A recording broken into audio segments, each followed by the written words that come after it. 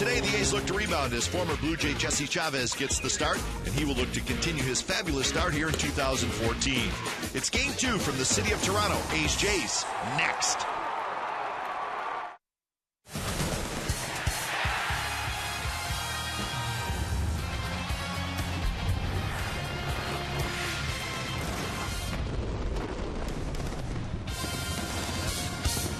It is a gorgeous day for baseball in downtown Toronto. In fact, the weather is so nice that for the first time this season, the roof is open at the Rogers Center. Beautiful day, and we are set for Game 2 of this 3-game series today. It's the Oakland A's and the Toronto Blue Jays, and it's all coming up right here on Comcast Sportsnet, California.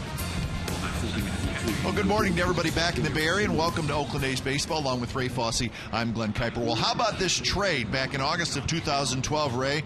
The A's acquired Jesse Chavez from the Blue Jays for cash considerations. That's a pretty good deal. Hard to believe it. Of course, Jesse, always a very nice person. Not surprising that he gives a lot of credit to the Toronto Blue Jays, giving him a chance to start. He was doing that when he was acquired by the Athletics. We've seen what he has done this year in the rotation. A fabulous job as he continues to pitch well. Great curveballs, great cut fastballs.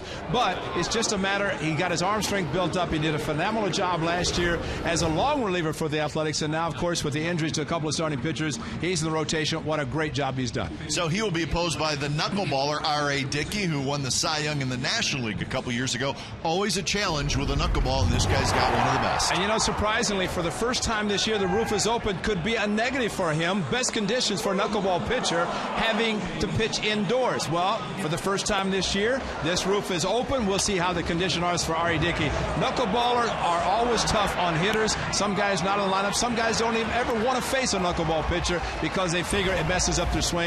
But today, R.A. Dickey trying to keep their streak alive for the Toronto Blue Jays. The A's trying to get a specialty pitch this afternoon. And the A's, the offense has slowed down just a little bit as of late, so they'll try to get it going against the knuckleball today. So beautiful day in Toronto, and we're looking forward to what we hope is an A's win and try to even up this series at a game apiece. Lineups and first pitch from Toronto when we come back.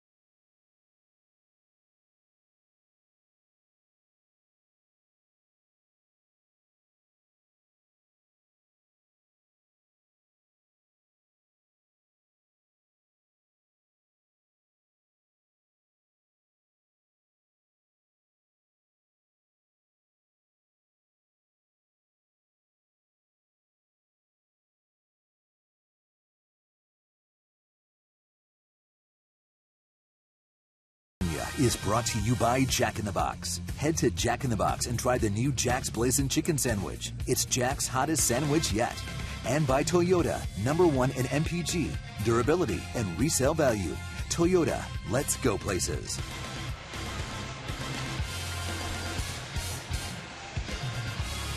Lots of blue skies and sunshine today in Toronto, and the good folks of Toronto, well, they deserve that. It's a tough winter.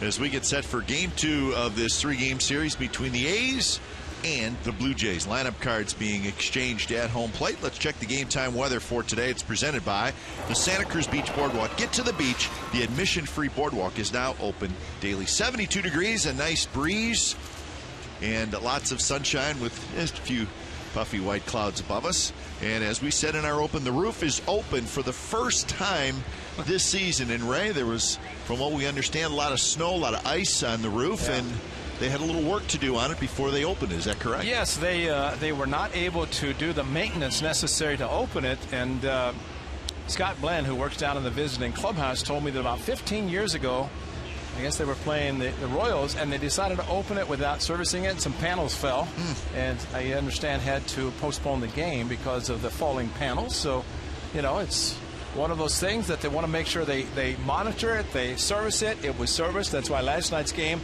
of course, they expected cooler and maybe damp weather last night, but today it's beautiful. And 9:30 this morning, it's opening up, and this is what has happened. Of course, in our open, man, we had a flying open, so it's taken a long time now. But it kind of fans. But and it takes about 20 minutes, from what I understand. And if it starts to rain, they can start to close it, and or actually close it up if they want to. But this is a field turf. With down on the field, you could actually kick around, and you could see the ground-up tires that we talked about down in St. Pete, and it's kind of the same thing here. But it is artificial, and as we were told last night, expected to be real grass soon. And I hope that's the case, because these players, especially the home team, Steve Tollison was saying they had a 10-game homestand. It just kills the legs just standing around on it. It's very hard. Let's look at the lineup for the Oakland A's today. It starts with Coco Crisp. Coco will play center field. Derek Norris hits in the 2 spot today. Then Donaldson at third, Moss at first. Cespedes will DH with Reddick in right. Alberto Callaspo gets a start at second base. Eric Sogard will play short, so Jed Lowry is going to get the afternoon off, and Craig Gentry will play left field. And it is a knuckleballer, R.A. Dickey, the Cy Young Award winner a couple years ago with the Mets in the National League, acquired by the Toronto Blue Jays. And think about his knuckleball and the comparisons. There have not been a lot of pitchers in the last century to throw the knuckleball exclusively, although R.A. Dickey will throw other pitches as well, but the knuckleball is his specialty. But he throws it harder than most knuckleball pitchers in the past would throw it. And as I mentioned in the open about the elements with the roof open, as he said, if it's consistent, if the wind's blowing in one direction, then he can at least adjust and pitch accordingly. But if it swirls, changes direction, that could affect it. Here's the defense for the Blue Jays today. Cabrera goes, Bautista in the outfield. Juan Francisco at third, Jose Reyes at short, and then Brett Lawrie will play second today with Adam Lind at first. So some changes on the infield today. Josh Tolley is the catcher, and he usually catches the knuckleballer R.A. Dickey. You know, it's especially John Gibbons, of course, a catcher in his playing days, drafted by the Mets. But if you have a catcher who specifically catches a knuckleball pitcher, you have to plan on him being available all season, including postseason, if they make it. So the breakdown for R.A. Dickey, indoors and outdoors. Coco batting right-handed, and he said it's kind of a flip of the coin because it's hard for him regardless. But the switch hitters, Callaspo said he would bat right-handed. Jed Lowry and Punto not playing, the other switch hitters, but we will see. And of course, Coco may be batting left-handed another time. Blue Jays won last night by a final score of 3-2. The umpires, Will Little, is going to call balls and strikes today. Good luck, Will. Yeah, that's not an easy task with the knuckleball. We always say that pitchers that throw that big curveball, sometimes umpires give up on it. And when we say give up on it, we just mean maybe they don't think it's going to break that much, and it's a hard pitch to call balls and strikes on. And I guess you could say the same with the knuckleball. Yeah. Well, you just can't give up on it. You know, Brandon Moss talks about continue to be aggressive, which he has hit a home run off him. And here's a check swing on a ball that he tried to hold up that was going down quickly. But the 1-1 pitch was a fastball. Now, Dickey throws a pretty good fastball in the low 80s. 2-2 pitch, and the knuckleball floats outside. So full count. Maybe Dickey throws his fastball maybe more than most knuckleballers, 14%. That's why I always bring up Hall of Famer Rod Carew. He says a knuckleball pitcher look fastball because you figure you're going to get one per at bat. And that one is line foul. See the miles per hour? That one was 76 miles an hour on the knuckleball.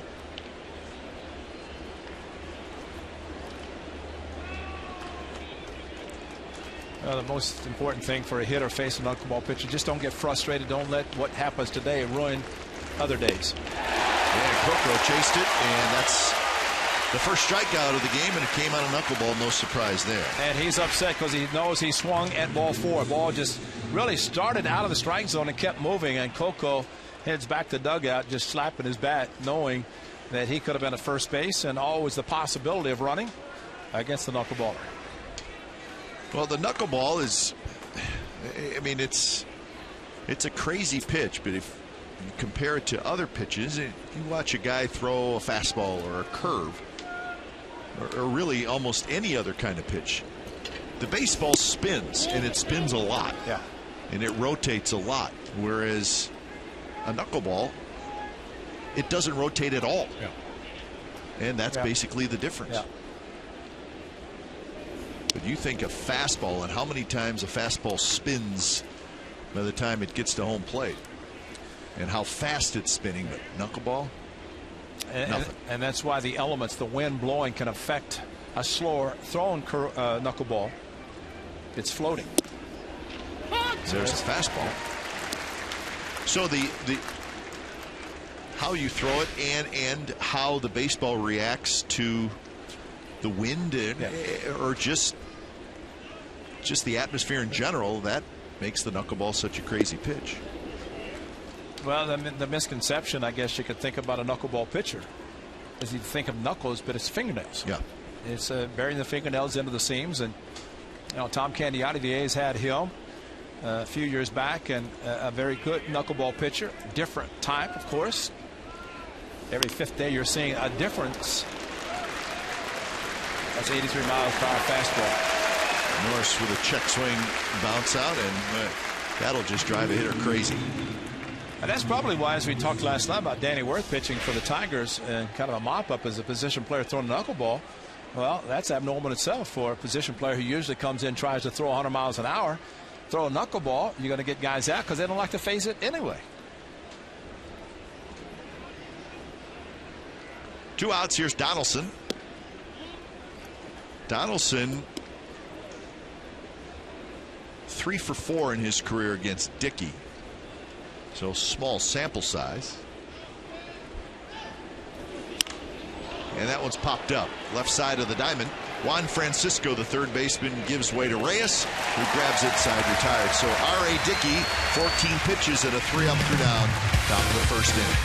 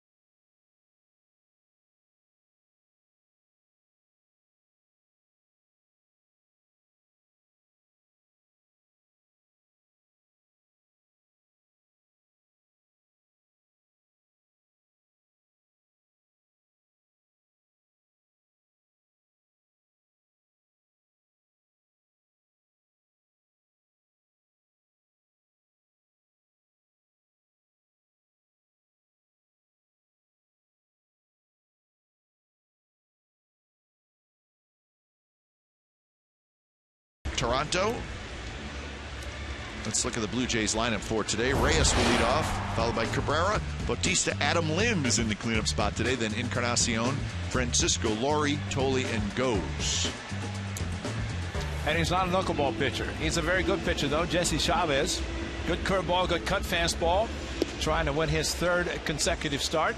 He's won his last two after losing to the Seattle Mariners for his only loss of the season. But he's pitched very well with a very good earned run average, 2.54, with 4 victories on the season. And he is very happy to be in the green and gold, especially in the rotation. Outfield for the A's is Gentry, Crispin, Reddick. Infield, Donaldson, Sogard at short, Cayespo at second, then Moss, and Norris doing the catching. So at least Will Little can take a little breather every half inning when Jesse Chavez, as long as he stays on the curveball and the cut fastballs that Jesse will throw pretty consistently. First pitch to Jose Reyes is right in there for a strike. 229 for Reyes with 3 home runs and 14 RBIs. Had a base hit last night, and he knocked in a run with a ground out. And the key, I thought, Cap, having the stolen base, because that means the Lays have to be pretty healthy for him to be able to run as well as he did last night.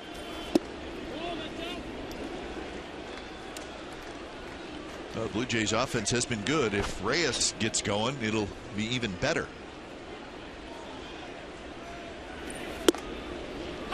Strike called, 2-2. Blue Jays are 27-22, and they have a game-and-a-half lead over the Orioles in the East.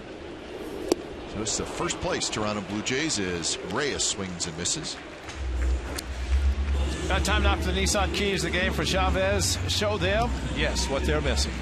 And that is, of course, being a former Blue Jay. And the A's picked him up from the knuckleballer north of the border in R.A. Dickey and built a difference. But the surprising thing last night, how quickly the game was played, as both teams, both pitchers, all pitchers very efficient throwing strikes. And as Jesse Chavez, we've always seen from him, works quickly. And the first batter, a swing and a miss on a very good sinking fastball. His time with the Blue Jays, 7 relief appearances and 2 starts. A little bit different guy now. Actually, interesting, last year Jesse Chavez, pitching out of the bullpen for the A's, took a loss to the Blue Jays in Oakland, and he pitched pretty good last year. Melky Cabrera rips one to center for the first hit in the game.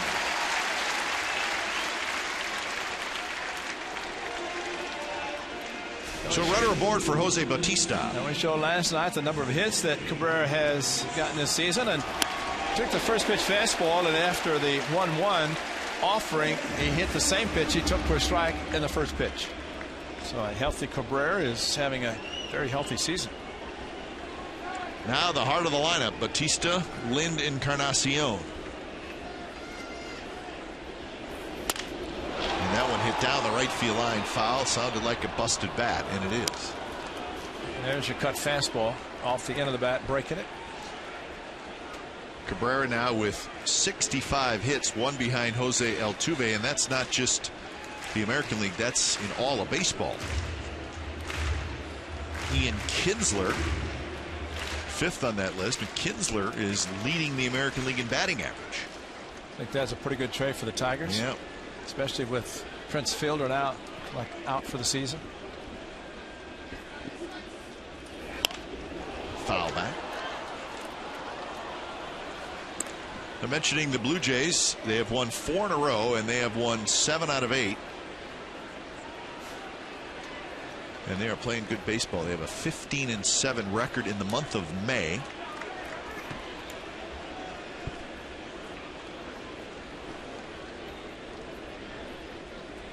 Cabrera, decent lead at first. And another pop-up foul. Well, we've talked about Jose Bautista and his aggressiveness at the plate, swinging at strikes. Well, he has seen 3 pitches, and he's swung at all 3, and he's been a little bit late on the swings because he has the leg kick, the aggressive swing. John Gibbons, the manager, second stint. Of course, last year he was brought back to manage a team that had already managed in the early 2000s.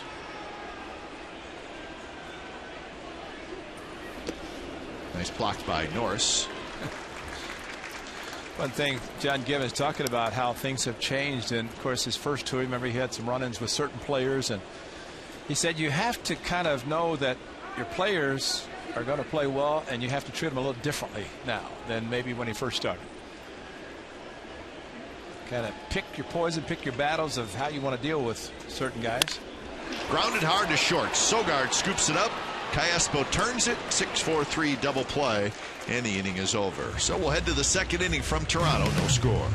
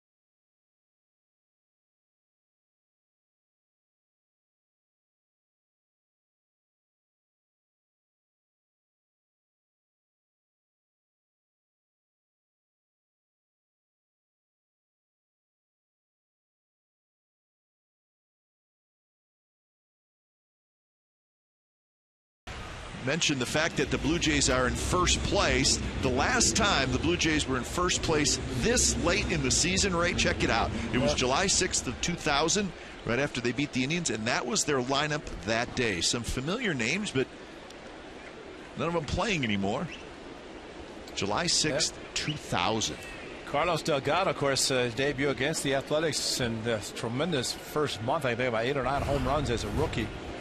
And the late Jim Fregosi managed the Blue Jays that season.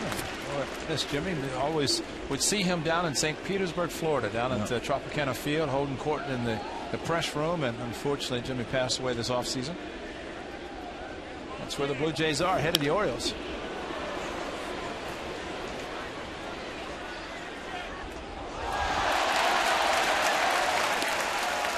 Fan gets a nice round of applause.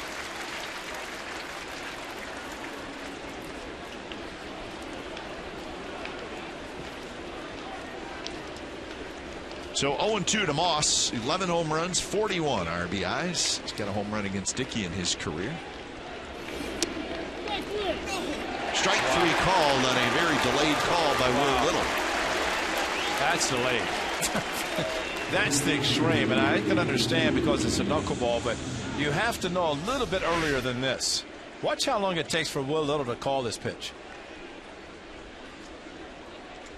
And Brandon Moss can't believe it, and Will Little's looking there, and it's almost, do you see him look down like he looked at Tolley, and that ball's inside. Tolley brought it back in the strike zone, and that's what makes Will Little look bad. It's as if he watched Tolley bring the ball back in the strike zone, and that's when he called it. Here's Cespedes. Cespedes hitting .242 with 7 home runs, 29 RBIs, and he drills one to center. Going back, still going back. At the wall he leaps, and it is gone. Cespedes goes to dead center field, and the A's take a 1-0 lead.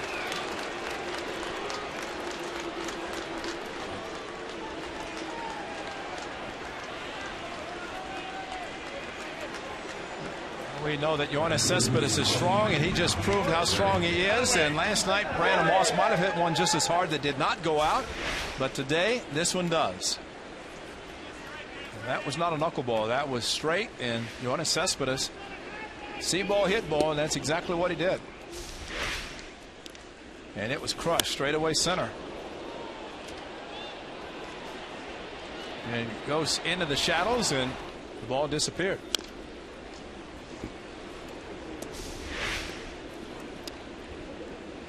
Ghost went back as far as he could, chopped, knowing the walls padded it, but he was not able to bring it back. The wall stopped him as he jumped, and that's how hard the ball was hit by Cespedes. So Cespedes now 8 home runs, gets his 30th RBI.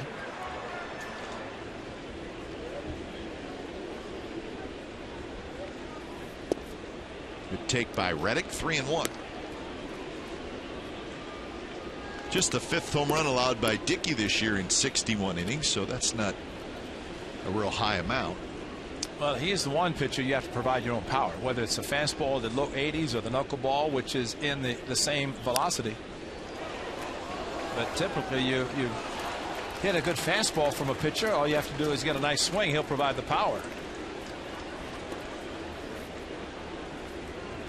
So the A's strike first, a good sign.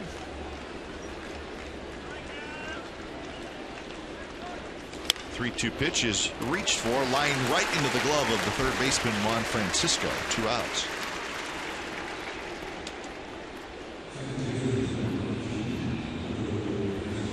So who are some good knuckleballers, Ray, when you played? I remember Wilbur Wood. That's first guy that comes to mind, because so many knuckleballs kind of act the same way. Wilbur could make his maneuver.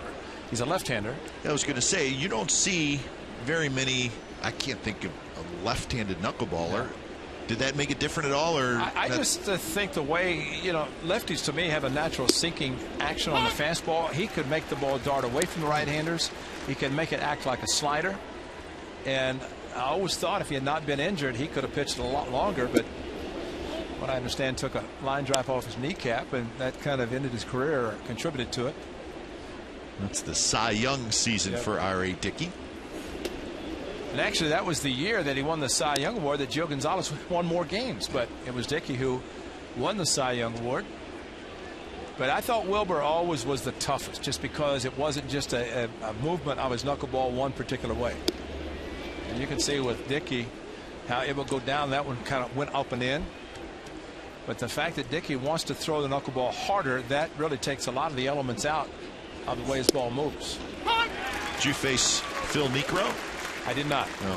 But he was brother, in the National yeah, League. his brother Joe Niekro is a pitcher that Chili Davis brought up as similar to Dickey in the fact that he threw his hard. Base hit right field. Callaspo hit it hard, going the other way. And by the way, we were talking during the at-bat, but that was Callaspo batting right-handed, as Coco did, against the knuckleballer, being a switch hitter. And, it's some of the comments of the players who are switch hitters, and the reason, kind of the movement, and, Callaspo immediately said bat right-handed. Coco did say we may see him bat left-handed the next time he comes up, because the ball was running away from him. It's just a matter of, it's not going to affect the knuckleball or the knuckleball pitcher. It's just a comfort level for a hitter and how he's going to swing the bat. And the fact, too, that as a knuckleball pitcher not throwing hard, and you're facing a pitcher with the same right on right, for example, you don't have to worry about him being hit as and hurting as much. So it hurts anyway. 0-2 to Sogard, who's playing shortstop today.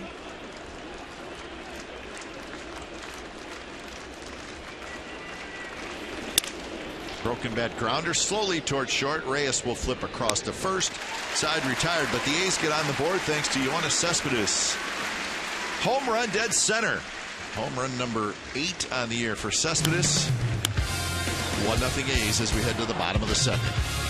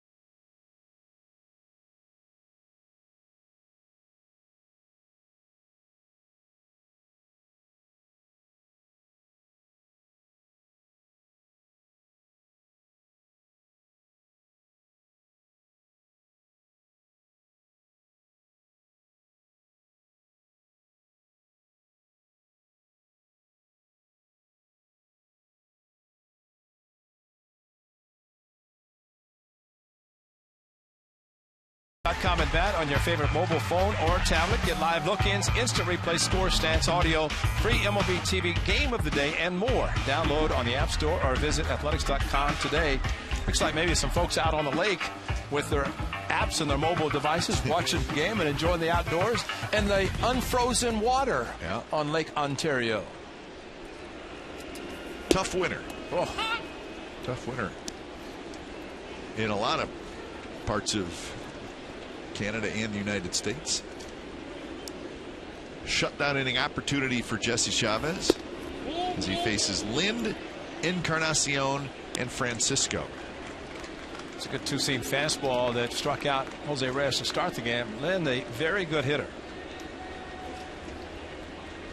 319 the average this year. And he rips one right center field. Nobody's going to get it. It one hops up over the wall in a loud double for Adam Lind. Given the two-seamer, they came back with a fastball. And this is what happens when Lind gets the fastball belt high. Josh Reddick has made some very good plays in right center, but this one was hit straight, did not, in this case, hook back towards him, and did bounce over. Probably going to be a double anyway, but a ground rule double, leaving the yard. So here's Encarnacion. He's the designated hitter today. Check, swing, roller, foul. So, Ray, we did a little research and we found out what you did in your career against Wilbur Wood. Now, you were 2 for 11, which is not great, but the 2 hits were both home runs. Really? Do you remember? Heck, no. Come on. No. Municipal Stadium, maybe the Coliseum. I have no driving one. Come on, that's a long time ago. I say it was at, and I'm just guessing, but it's probably at the Coliseum, about halfway up that stairway. Well, you know, sometimes I'm disappointed or I'm really upset. Well, not really, when you bring out all these numbers, but that's okay. I'll take the two home runs off of Wilbur. Hey, that's 2 home runs off any single pitcher is pretty good, especially a crafty knuckleballer. Good pitch by Chavez, tying up Encarnacion, and the count is 0-2.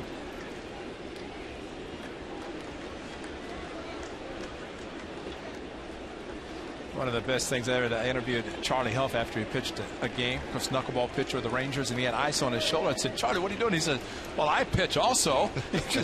But I said, "Does it really affect you?" Yeah, well, I just put it on. But he was a very good knuckleball pitcher. Grounded right side, Encarnacion. And an 0-2 count. Well, he does his job. Probably wanted to drive in a run, but next best thing would be get the runner over, and he did that. Well, that's the thing when you have a successful club, and we have seen it with the A's. You do the fundamental parts of the game, give yourself up, and Encarnacion, that's an 0 for 1, but the infield's going to play back. Francisco, who we have been told is an excellent hitter, playing third base today, and Lowry moving over, or Lowry that is, moving over to second base, so Francisco can play at third. So infield about halfway on this artificial surface, trying to cut down the run. Lind. Ball is going to get to the infielders a little quicker. Well, Juan Francisco has bounced around. He's never really found a regular job, but he has lots of power. So you have to be careful. I mean, strikes out a lot.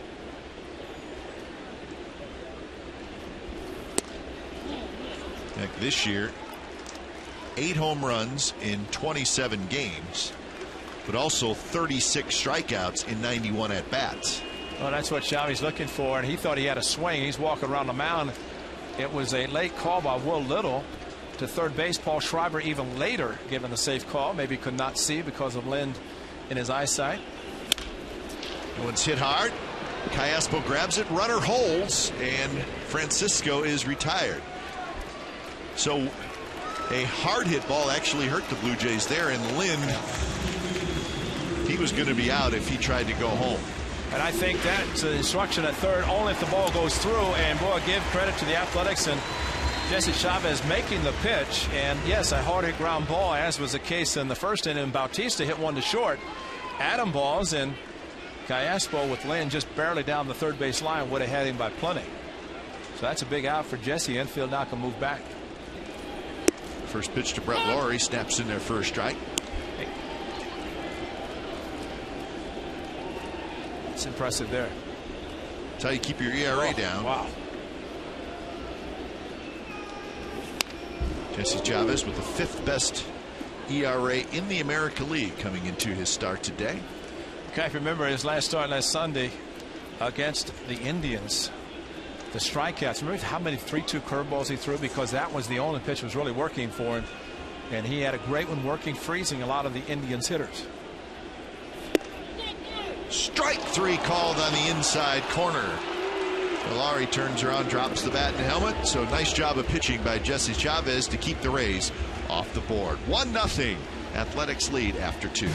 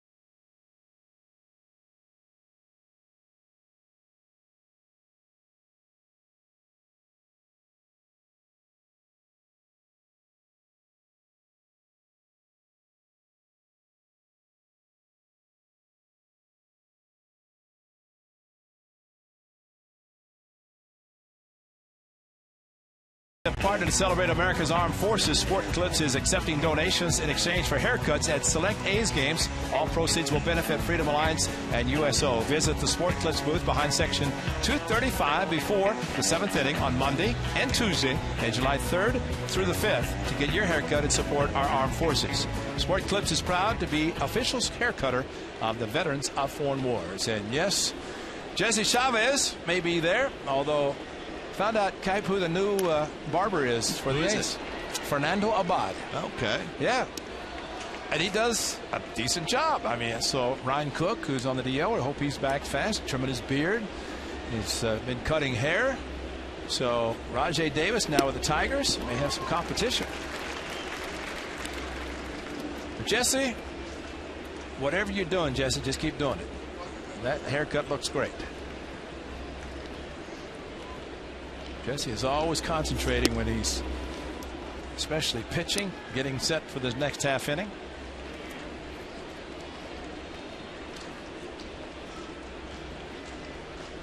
One and two to Gentry. Gentry hitting in the 9th spot today.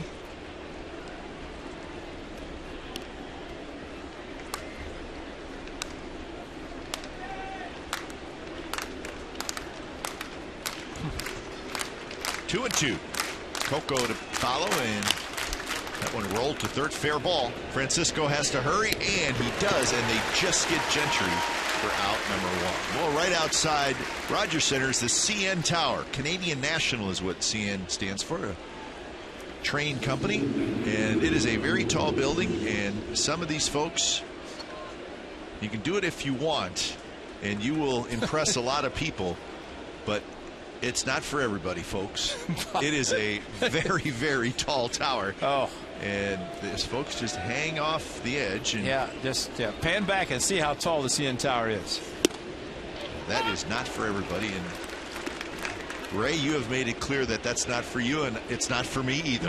No. I know Buck Martinez and Pat Tabler, the TV broadcasters for the Blue Jays, accepted donations for charity, and they did it last year.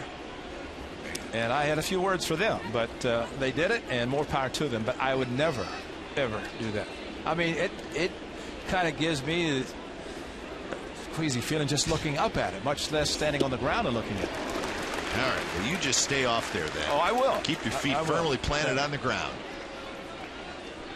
But it's nice to have the roof open and actually be able to see it, because it's right next to Rogers Center. Right next door. Tap slowly. More action for Francisco. He's going to have to again hurry, and he just gets Coco.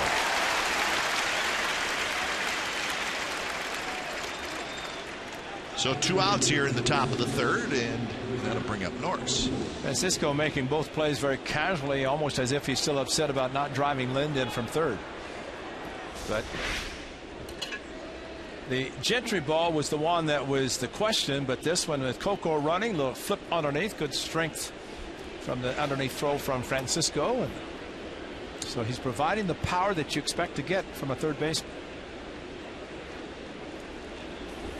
Pitch to Norris is cued.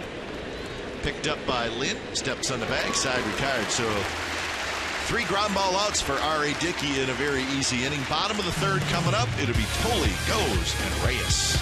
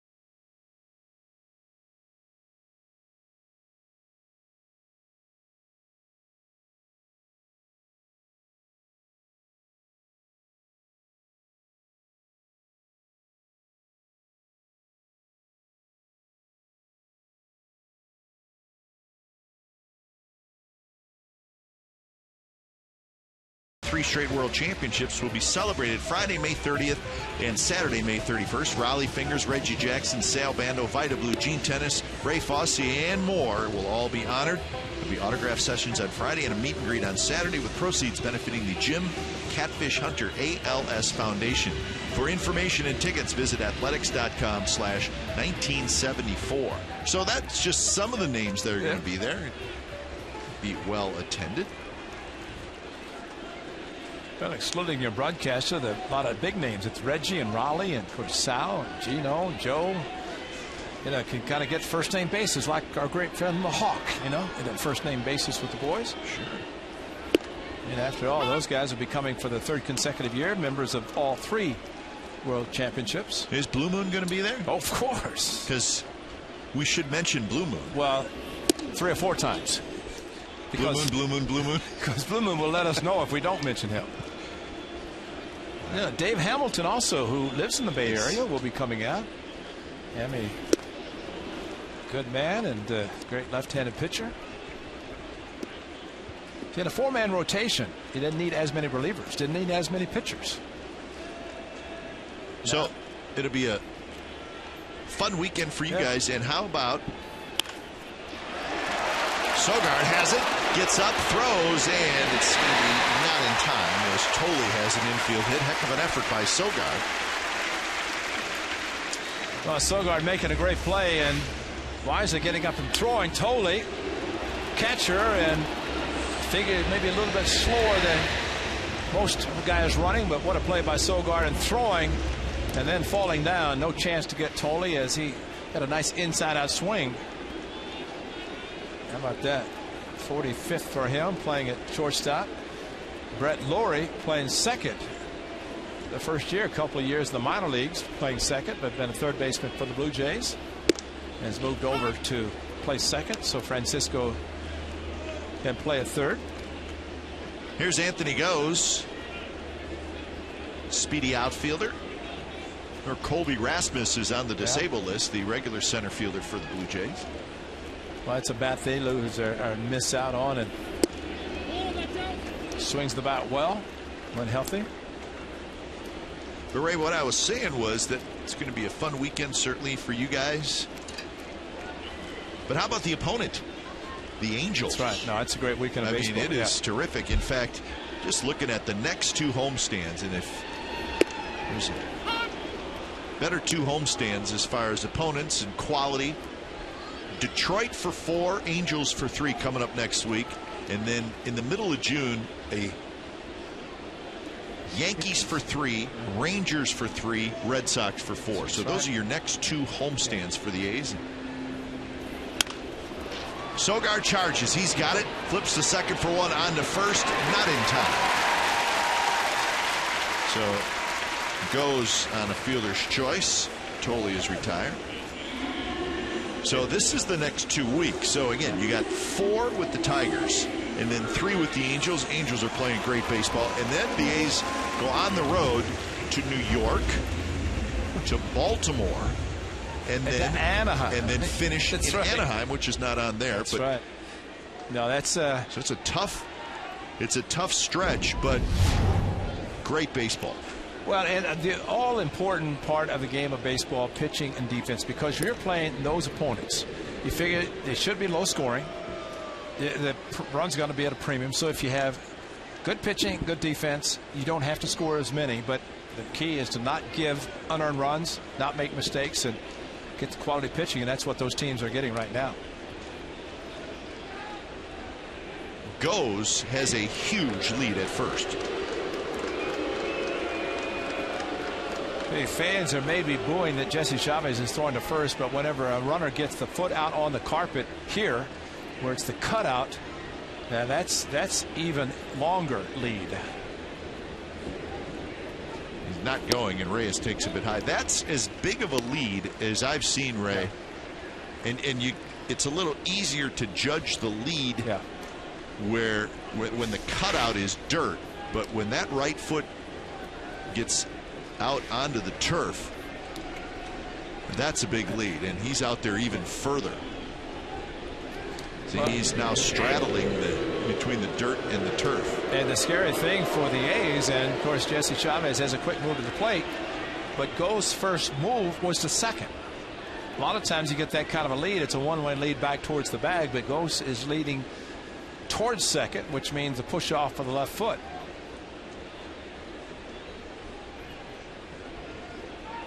He was thinking about going, and you know what, Ray, and we're watching him over there, and after each throw to first, his next lead was a little bit bigger. That's right. That's why, of course, Bob Melvin, Chip Hale are watching that, and that's why they'll double up some of the throwovers. 2-0 pitch, swing and a miss. And that's the important thing. The first 2 pitches to Reyes were outside as he looked like he tried to hurry, thinking that maybe Gose was running. Slide step this time, elevated fastball, but still had the movement away from Reyes. Well, Gose is he's a base stealer, and he had a couple of seasons in the minor leagues where he stole over 70 bases, so he's dying to run at first. This is the same pitch that Reyes swung at the previous pitch. It's called a strike now. He's upset, but yet he swung at it 2-0.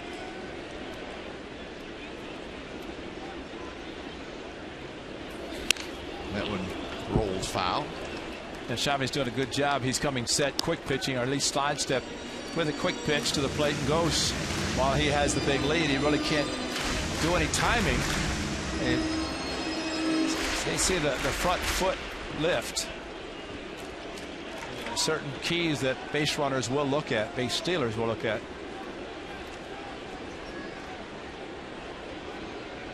Not running, and pitches foul back again. So the count remains 2-2 with Melky Cabrera waiting in the on-deck circle.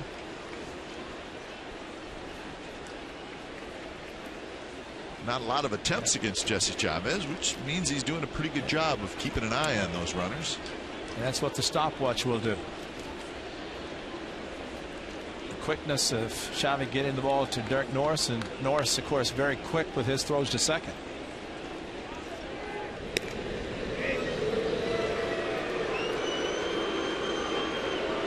Goes, dives back in, and then jumps right back up and gets his lead.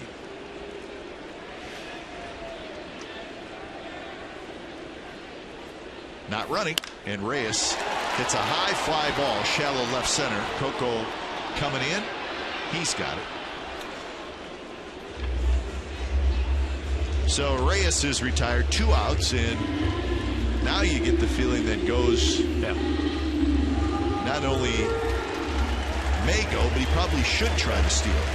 Well, now we'll see. Of course, Jesse Chavez is doing a good job of changing his looks as far as the speed and what he's doing to deliver to the plate. Could also see a pitch out. This question of whether the pitch out, you want to make sure it's a good one if you do make it, because you're giving up a pitch, and especially if the guy steals anyway. A little closer play at first.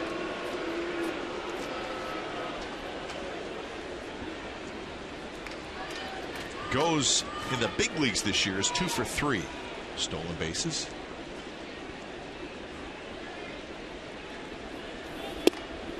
Right there with a fastball to Melky Cabrera.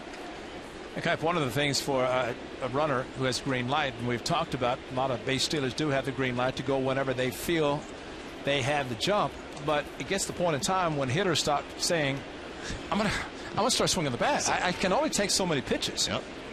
And if you're going to steal, go. Don't hang me out and let me get a lot of pitches to the point that I'm behind. He was going that time. That time he had taken off and then had to retrace. So we've seen Melky Cabrera enough. He's very aggressive. Absolutely. And he may have been taking that first pitch and saying, all right, I'll give you this one. And it turns out to a fastball right down the middle. That's right. And maybe that's going to be it. Not running. And he did it again in a strike 2. And you know what? In fairness to the hitters, Goes has to run. Absolutely. Why would you not run? Yeah, and he's getting this big lead. It's like a huge tease. You got a big lead. That's go. Right. That's right. You know, and again, his lead or lean is towards second, where he's already going in the right direction. So, I mean, he's been at first base for probably 8 to 10 pitches. It's a great block by Derek Norris, and quickly pouncing on it, and the event took off, which he didn't even do with the ball in the dirt. And that was a good pitch to run on, because it was a curveball, 0-2. And if there's ever a time you get thrown out, Melky leads off next inning. I mean, there's all these factors in whether to run or not, and just not happening. You know what happens too at times, if a runner has a green light, he doesn't run, manager gives the sign to the third base coach, must go. Sure. You know, and you don't want to have it happen too often, because you don't want to take away the aggressiveness from the base runner. But you know, I just think a couple of left-handed hitters have taken a lot of pitches for him, and he's not run yet. Still not going. Pitch out.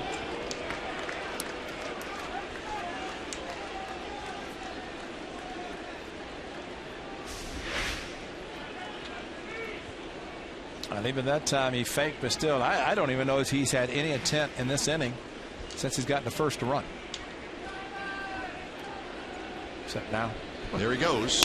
And the ball's bounced into left field. That's a base hit. Goes looking back. And why he's looking back, I do not know.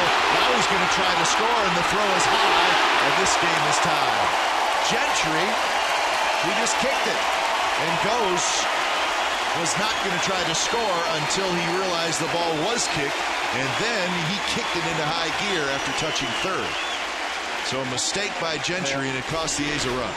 Well, Gentry has the speed. He knows this, and it was a shortstop covering. Of course, they're planning to pull anyway. The whole left side opened up on a routine ground ball otherwise, and you know, you have to make sure you catch the ball. Strong throw, airmail to catcher. Reyes was going to, or Cabrera was going to go to second anyway, but Ghost was shutting it down. And you're right. Why look back? Follow your third base coach, and he's fortunate that he was able to pick up Luis Rivera and make it. But man, that's a tough one, because with 2 outs, he finally does run, and the shift on and Cabrera. These guys are hitting the ball too much, spraying the ball to try to employ a shift, because they're doing a good job. In this case, it hurt the A's by going against the shift that the A's were employing. So obviously a single and an error on Gentry.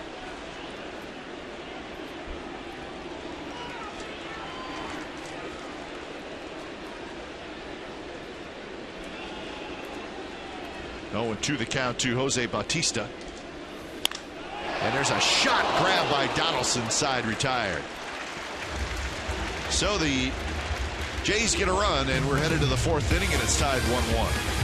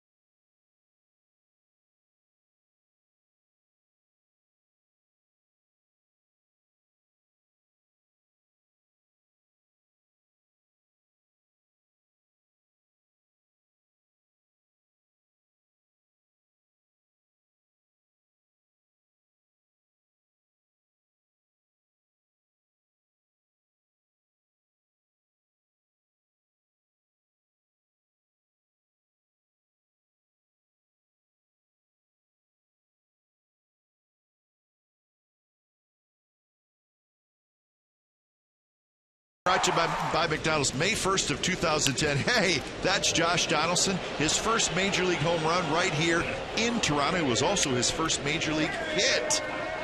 It's Dana Evelyn, too. Did a silent treatment and then woke up.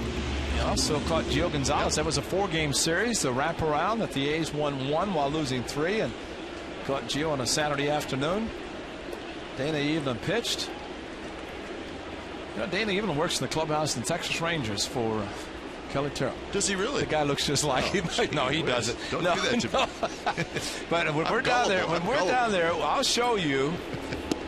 Young man, every time I see him, I say, Dana, you're looking good. You lost a lot of weight.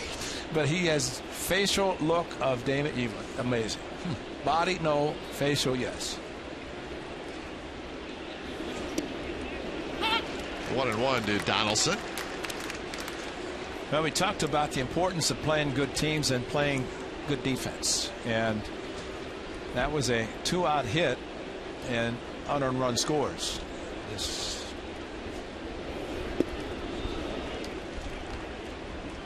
Well, and that's a play too. It's not a difficult play, and I think that's Gentry's probably going to be upset with himself. And who knows, Ray? He may have glanced up a little bit to see where Goes was, even though Goes was not going anywhere. Tolley behind home plate grabs it. So Donaldson is retired.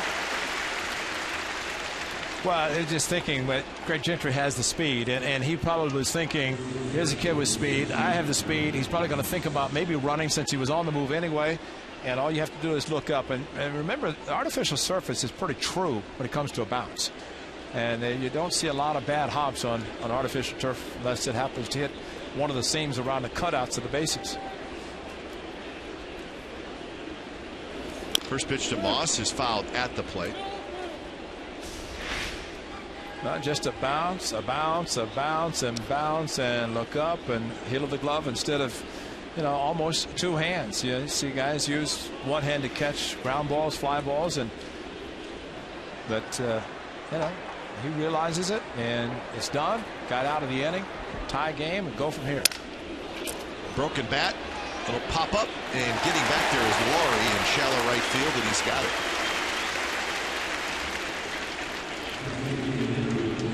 Six in a row retired by R.A. Dickey. So he is starting to settle in. Knuckleball again. That ball just broken. And it's a ball right at the last moment, also like a cut fastball. Broke in on the bat of Brandon Moss.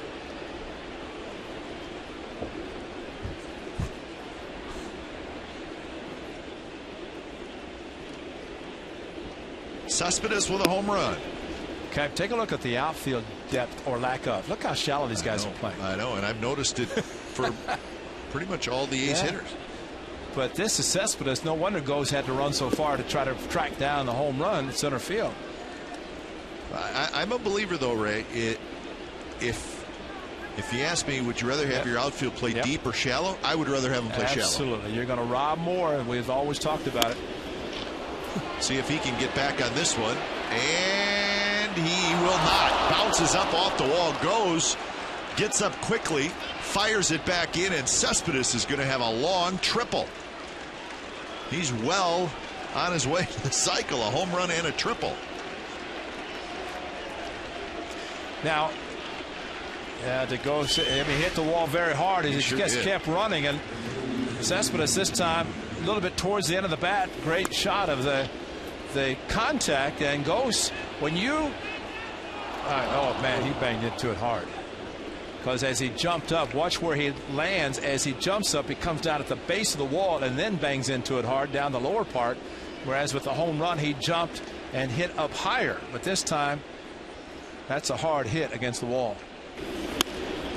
Cespedes with the speed once he realized, and of course this is just an easy triple for him. But kind of talking about the depth or lack of the outfielders, there are certain situations, like with 2 outs, you don't want to give up the extra base hit. True. Yep. A single, yes. Now, of course, even a single now is going to score a run. They're playing shallow, but if he's playing a little bit deeper, maybe he gets the ball, maybe not. But I agree with you 100%. You play shallow, you're going to rob hitters of a lot of balls hit in front that normally would be base hits, and it's a frustrating day for a hitter when that happens. But Cespedes goes against that theory here in the 4th inning for the triple. And you always like to get to third, because as good as Tolle is catching, there's always the concern about the knuckleball, wild pitch, pass ball.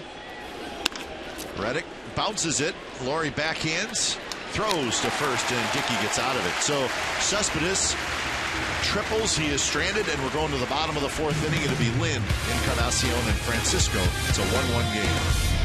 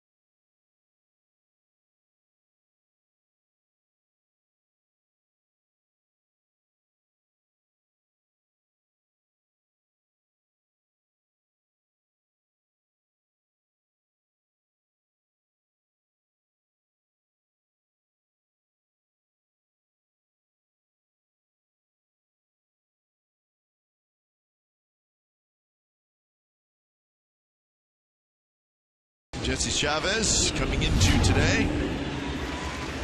The 5th best ERA in the American League. Kazmir 6. Sonny Gray sitting on top, 1.99. It goes Gray, Burley, Darvish, Tanaka, Chavez, and Kazmir. That is your top 6 ERAs in the American League. And Cap, you look at those ERAs and those starting pitchers. If you have that consistent ERA and you're giving up 3 runs or less every start, you got a chance for your club to win. And that's what these guys have done. Sonny just 1 earned run, 1 run in 8 innings in his last start against Tampa Bay. Adam Lind had a double in the 2nd inning. A's continue to have the best team ERA in the American League, 2.88. They are well ahead, in fact over a half a run better than the 2nd place team, and that's the Seattle Mariners. They're at 3.46.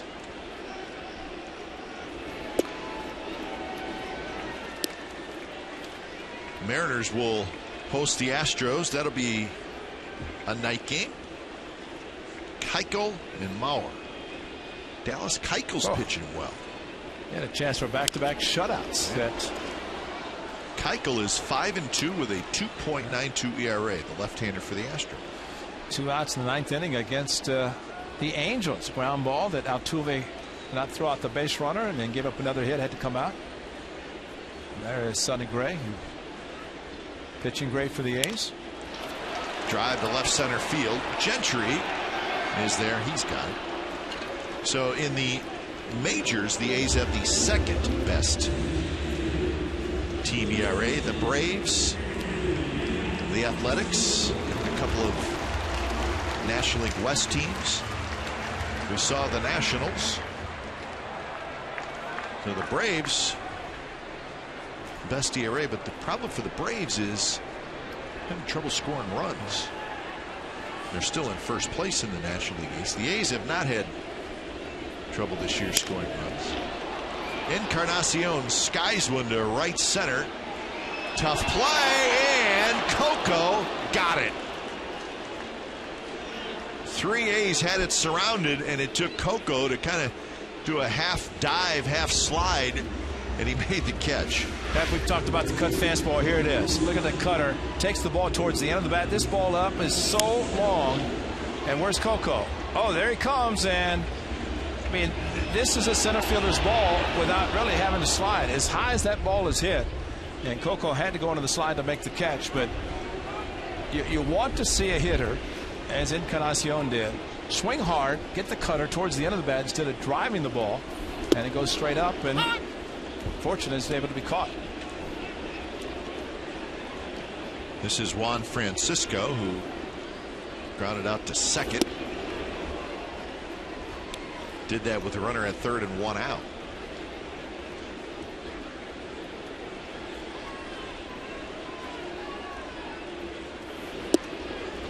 So the Mariners and the Astros tonight. Seattle won last night 6-1 behind Felix Hernandez, who got his 6th win. Strike 3 called. Francisco can't believe it. Jesse Chavez will take it, and that's his 3rd strikeout. And we are through 4 in Toronto. It's a 1-1 game.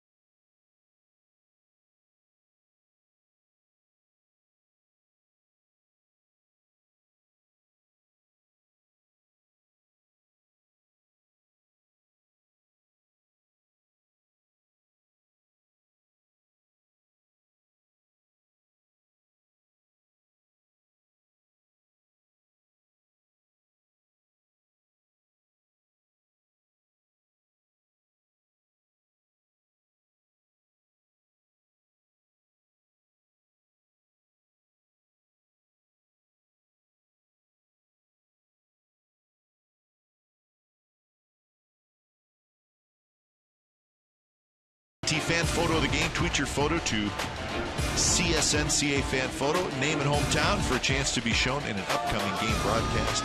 It's all brought to you by AT. That is Marilyn Segarra from Oakland. She's with her husband, mother-in-law, and Gene Tennis.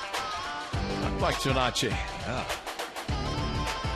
So we appreciate the photo being sent in for AT&T Fan Photo of the game. Marilyn said, I'm going to send that picture in of my husband and mother-in-law with Gene Tennis.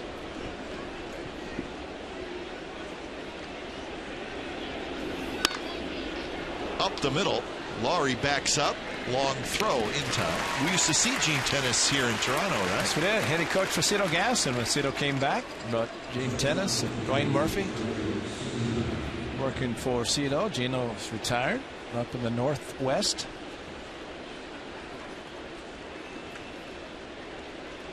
Eric Sogard steps in. Sogard bounced to short in the second inning.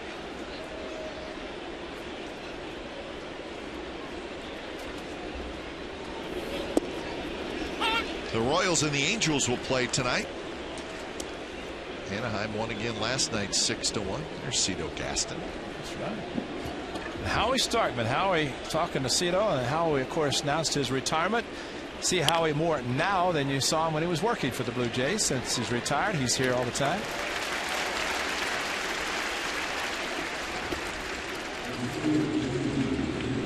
So 2 ground ball outs, and here's Gentry. Cito got a couple of world championships for the Blue Jays.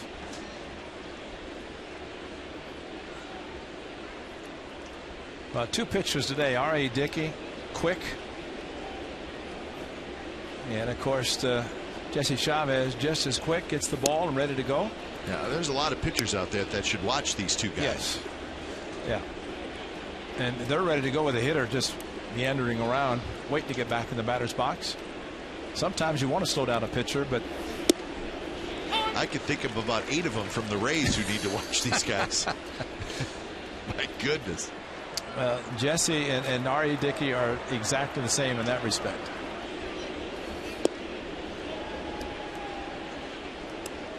Right back to the mound. Yep. No walking around, no rubbing the baseball. Ready to go.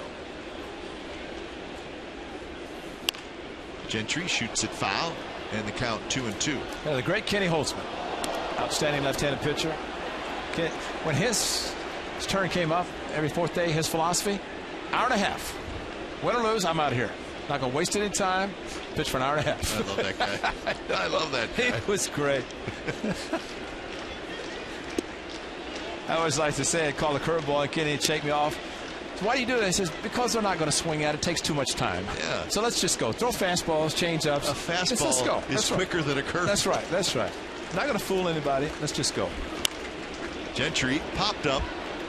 Lind near the coach's box. He's got it. Gentry slams his helmet down. He's not happy.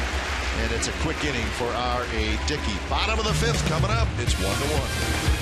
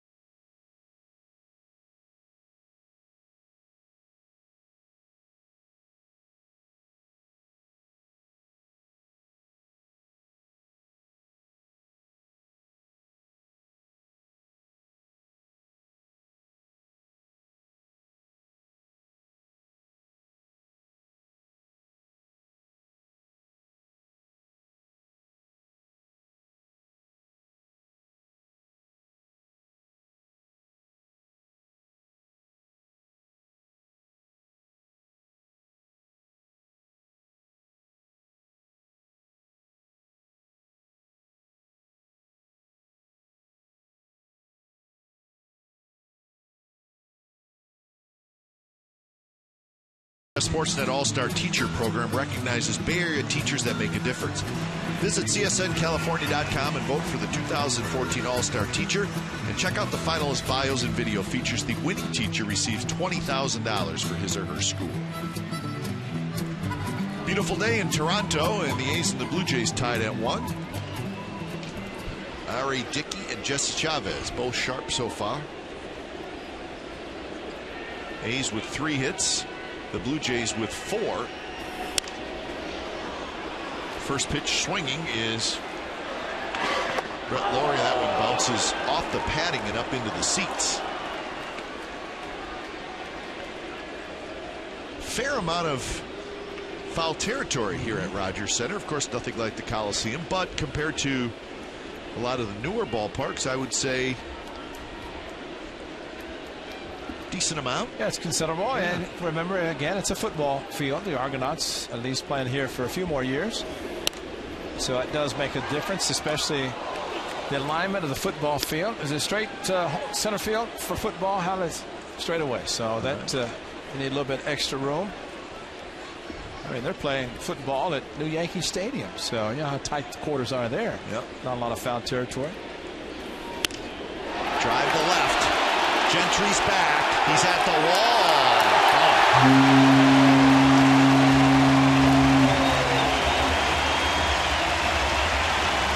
A hanging curve that did not have the sharp bite that Jesse Chavez needed. And Pat, there may be a day game home run, because that ball carried very well.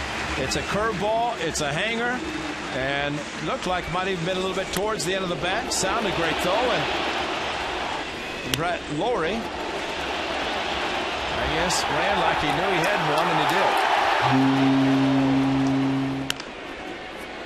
did. Josh Thole swings at the first pitch. Aspo scoops it up. So that's out number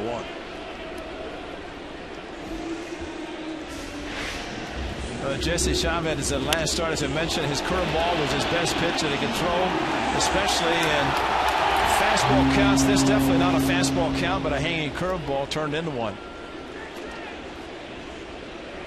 All solo home runs. Yep. For Jesse Chavez this year. Here's the 9th place hitter, Anthony Goes. So a home run last night for the Jays and a home run this afternoon. Brett Lawrie more of a home run hitter than Steve Tollefson last night. Not that Tollefson is not going to hit home runs, but hanging curveball, and Jesse Chavez just 2 home runs, 3 home runs in his first 7 starts. Well, that's the team home run leaders in all of baseball. I think you look at the next American League team on that list, Ray. It's the White Sox. So the Blue Jays have hit 15 more home runs than the next closest team in the American League. So they are on a pace to hit a bunch. 69 now. And this is game number 50 for the Blue Jays.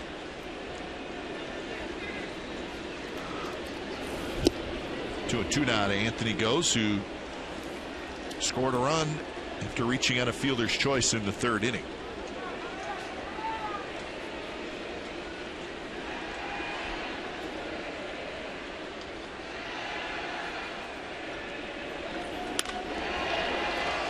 High down the left field line. Gentry will run out of room. Well, this ballpark, it's 328 down the lines, 375, pretty symmetrical. I've never really heard, Ray, anybody say it's more of a hitter's park or a pitcher's park. Blue Jays have always had good lineups, power teams. That they have.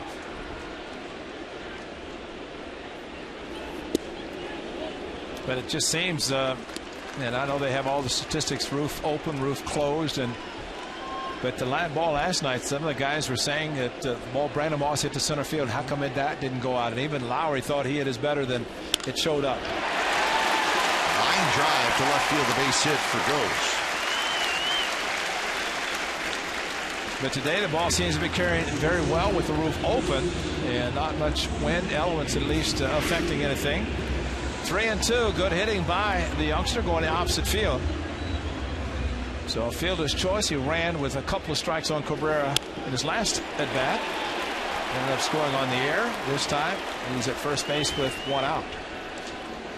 Reyes will tell the tale right here if he swings early. He might have told him. First pitch, low strike. Reyes chatting with Will Little.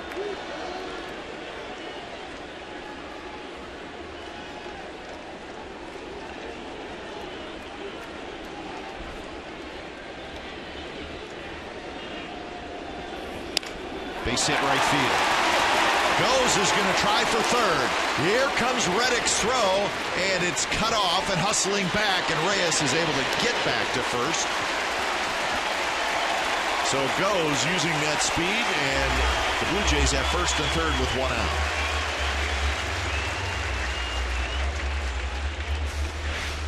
Well, the thing that Reyes does so well, he just slaps the ball. Not a big swing. That ball sinking, tailing away from him, but found the hole between first and second. And Goes with Rivera bringing him on to third base. And Sogard's throw back. If it's on line, he might have a chance to get Reyes, but great play by Brandon Moss to keep the ball from getting past him and allowing an unearned run to score. But Ray, here's a question for you. We talked a lot about Goes in the third inning. He wasn't running. Reyes was the hitter, and then Cabrera, and he went late in Cabrera's at bat. Could it be that he was staying at first to keep the hole on the right side open? Could have been. Yeah, with a couple of lefties.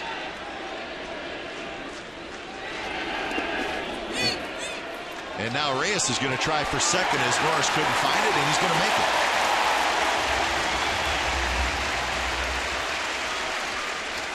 And Norris going to scramble to look for it. Yeah, as a race run, especially with good speed, you see a catcher not knowing where the ball is, and he actually blocked it and then kicked it.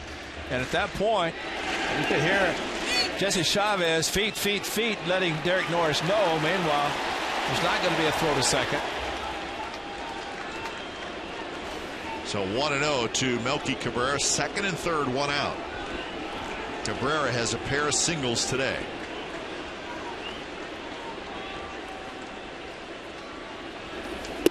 Fastball right there for a strike. So it's a wild pitch on Jesse Chavez. You know, when there's runners at first and third, as a catcher, you're blocking the ball. You're more concerned about the runner at third. And that's why good base runners can get in the scoring position, take the double play away from the A's as Reyes hustled into second.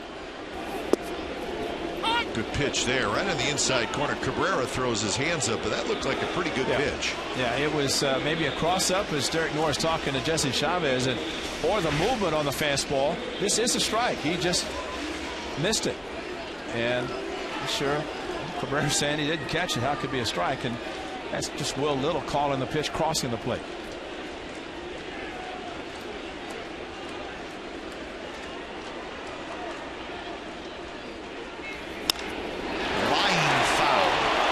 Just reach for it.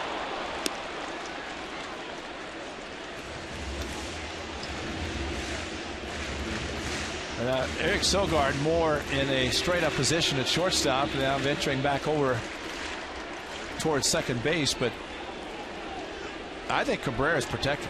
He protects with 2 strikes, and that's when he'll go opposite field as he did his last bat with a 2-2 count with a ground ball in the shortstop position.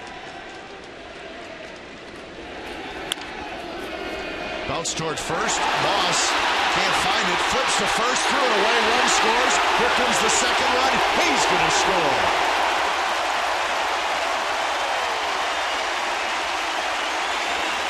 So 2-run score on the play to make it a 4-1 game, and another defensive mistake by the Athletics. And a routine ground ball. I don't know if Brandon Moss was thinking about going to the plate with the runner breaking, but he probably should not have been. And then once that happened, Jesse Chavez watching a diamond vision, and Cabrera kind of sneaking into first base. And Brandon Moss there, catch the ball, go to the bag, then should have gone to the bag himself anyway, but he's backpedaling, and then Chavez was there. And then I think Jesse Chavez forgot about Reyes at second going to third, because when Jesse fielded the ball, he just kind of reached down with his glove hand just forgetting about, and by the time he reacted, Reyes was crossing the plate. So not surprising, the aggressiveness of the Rays and taking advantage of just a routine ground ball to first that is an error and unfortunate 2-run score.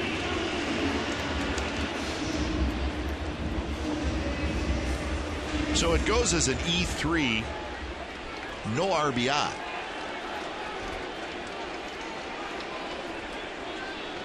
But 2-run score on the air. So still only 1 out, and here's Batista.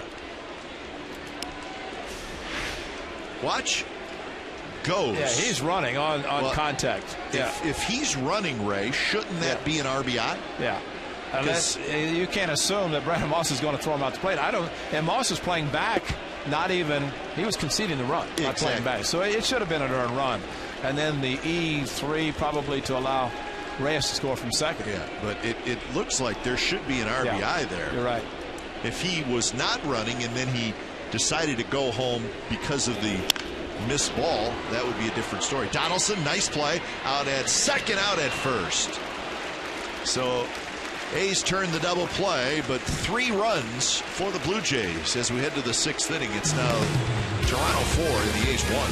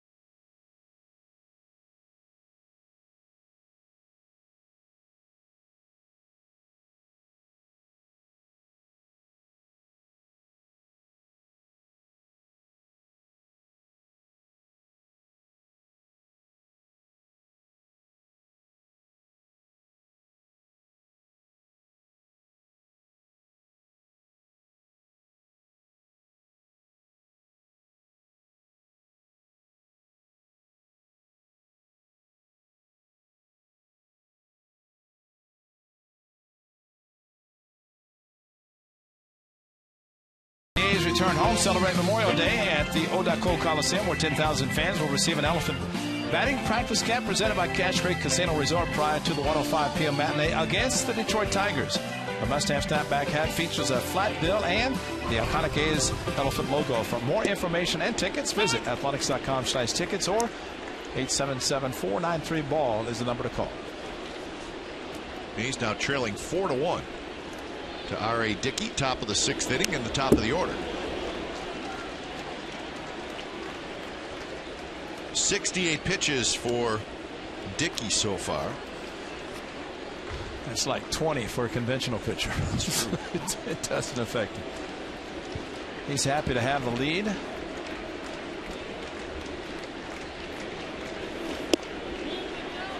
And Dickey thought he had strike 3 on a close pitch. They wanted to hurry up and consider the fact that he reacted the way he did, thinking that he had strike 3 and kind of turned away, buckled over at the waist. Third at bat for Coco Crisp, and he stays hitting from the right side, not switching back to left-handed. That's since the 2012 season. Grounded hard toward third. Francisco has it. 1 out. So Coco is now 0 for 3. 1 out here in the 6th inning. It's funny, R.A. Dickey long time ago, Ray, he was a first-round draft pick of the Texas Rangers. At that point, he was not throwing a knuckleball, but that was way back in 1996. I think there was something of a rib cage, something that an injury they found out, ended up signing him anyway. But, you know, I'm surprised more pitchers, whenever they realize that maybe the conventional way of pitching doesn't work out, that they become a knuckleball pitcher. Tom Candiotti, although Tim Wakefield was an infielder, became a knuckleball pitcher. Tom Candiotti, the A's had pitched for the Blue Jays and pitched very well as a true knuckleball pitcher.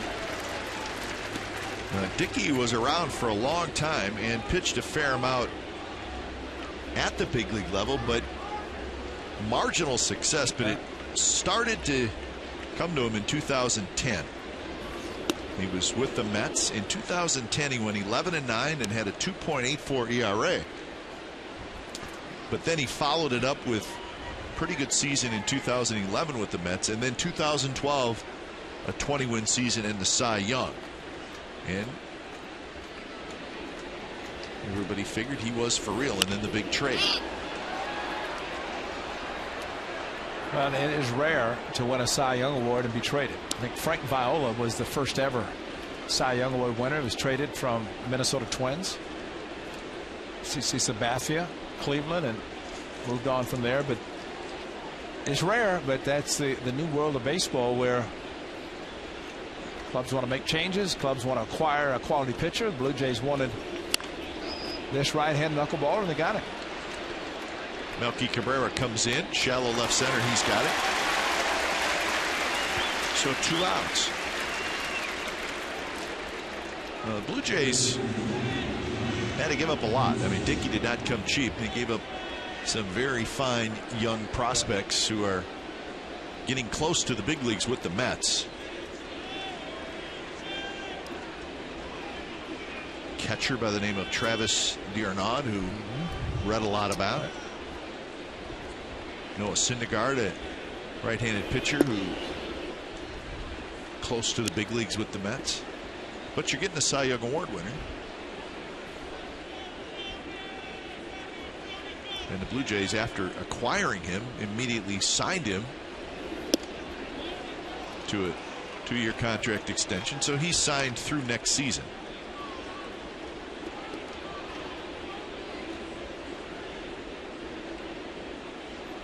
Won 14 games last year in his first year with the Jays. One thing about a knuckleballer, Ray, and there's not a lot of them, but they're always going to take the ball every 5th day. That's right. Or every 3rd day if necessary, or pitch doubleheaders if necessary. Yep. I think Wilbur had something like 50 starts one season. I mean, it was just unbelievable numbers for him. Didn't he win 20 and lose 20 in the same year? Exactly. Yeah. That's when you know you're a good pitcher. Shallow right field. Batista was playing shallow, and he's got it. And Donaldson just slammed his helmet down just about as hard as you possibly can. 4-1, the Blue Jays lead as we go to the bottom of the 6th.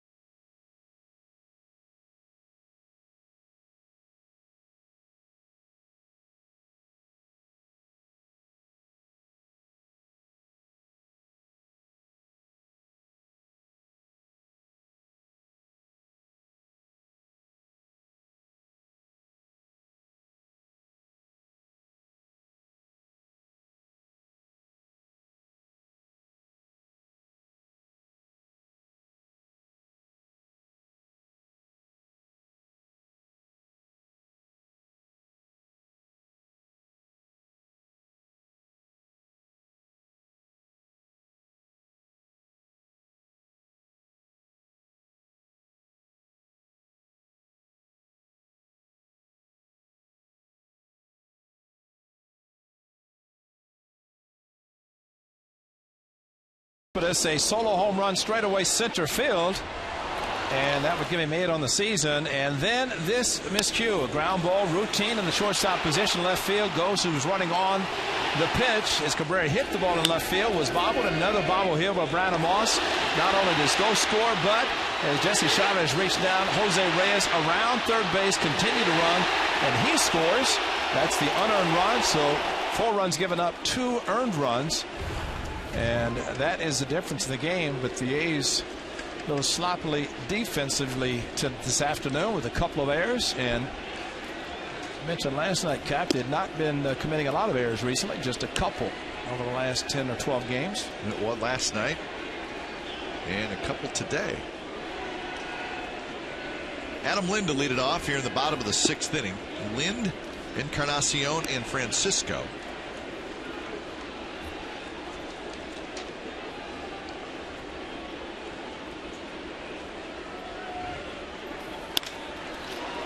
Sogard goes down to the backhand to try to pick it. He cannot quite come up with it, and Lind is aboard. A short hop on the backhand. It's going to be a hit for Lind. It was a hard hit ball.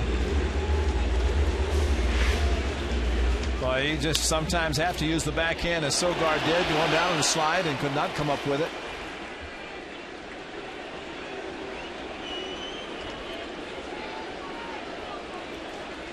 So leadoff man aboard. Here's Encarnacion. Fastball for a strike. I think regardless of what has happened this afternoon, and Jesse Chavez seeing his team trailing by 3 runs and still pitching very effectively, and he is very appreciative of the Blue Jays giving him a chance to be a starting pitcher. And Bob Stanley, who's now the bullpen coach, is talking about how upset he was in 2012 when the Blue Jays, as Stanley said, essentially gave away Jesse Chavez that cash considerations. And he said, what upset me, I'm managing a AAA in Las Vegas. He took my best starting pitcher. Sure. And just gave him away. Stanley, of course, most notable for the '86 Boston Red Sox and their demise, the New York Mets. So you've never seen cash considerations become much of a player? Is that what you're saying? That's kind of it. And Fernando Rodriguez gets loose. Yeah, it's kind of a throw. And to be honest, when Jesse joined the club, we looked at him and said, he'd come in and just mop up situations. Yep, He'd never really pitched in meaningful games in 2012. But, of course, last year in the 5 2/3 against the Yankees and the 18-inning game.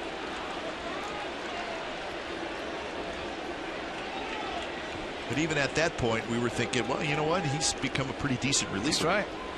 But the A's smartly started to stretch him out in spring training, and then the injuries hit.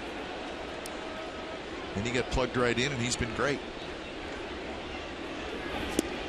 Breaking ball, and Encarnacion chases it, and that's out number 1. 4th strikeout for Chavez. And if he had it to do all over again, that's the type of curveball he's trying to throw to Brett Lawrie.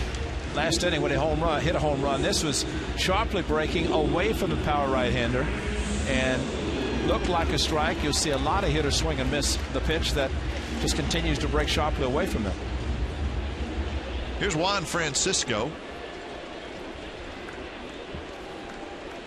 Francisco has grounded out, and he was called out on strike. So 0 for 2.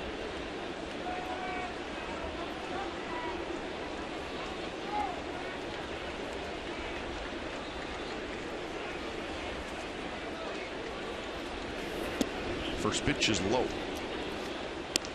Rangers and the Tigers will get underway.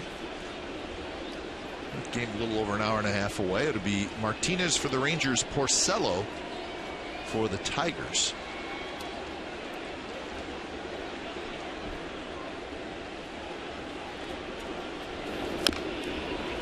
Dribbled foul.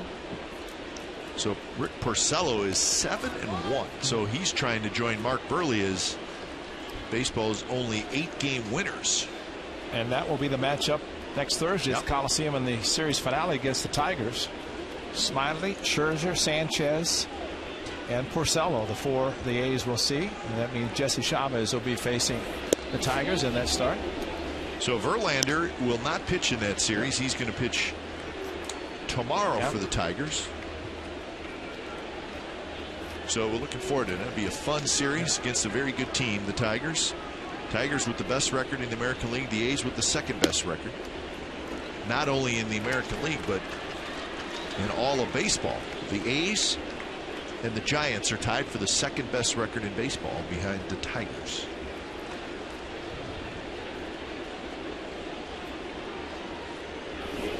Fastball high, and Francisco, who does not walk a lot, walks there. 2 on, 1 out.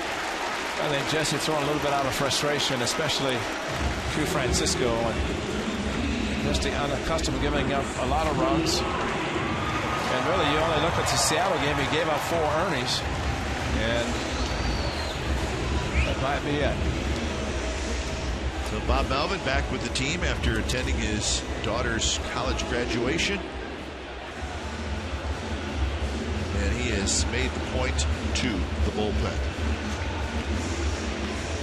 So when it's time for change, think Speedy Oil Change and Tune-Up, your oil change, tune-up, and repair experts.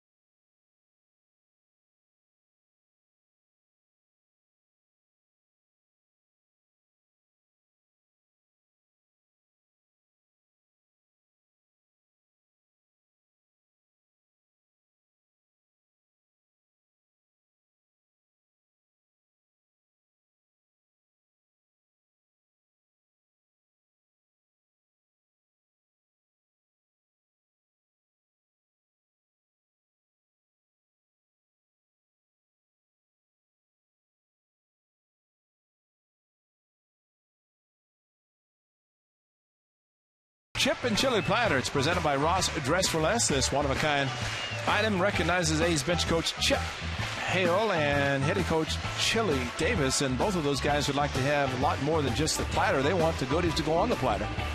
Chip and Chili Platter will be a great addition to any barbecue. For information and tickets, visit athletics.com/tickets or call 877-493-BALL.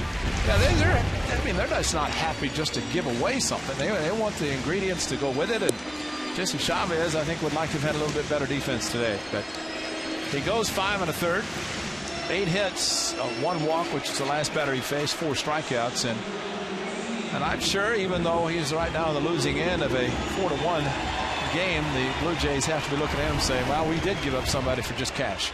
That's turned out to be a very good starting pitcher. So Fernando, cash consideration. Yeah, consideration. Right. Yeah, that's right. a big difference. 4th game for Fernando Rodriguez, his last appearance, putting him a little bit more meaningful game. And I think this one down by 3, it's meaningful in the sense of trying to get out, trailing by just the 3 runs with a couple of runners on base. So Rodriguez to face Laurie. Laurie a strikeout and a home run. Lind at second, Francisco at first. Lind does not run well. The first pitch is foul back.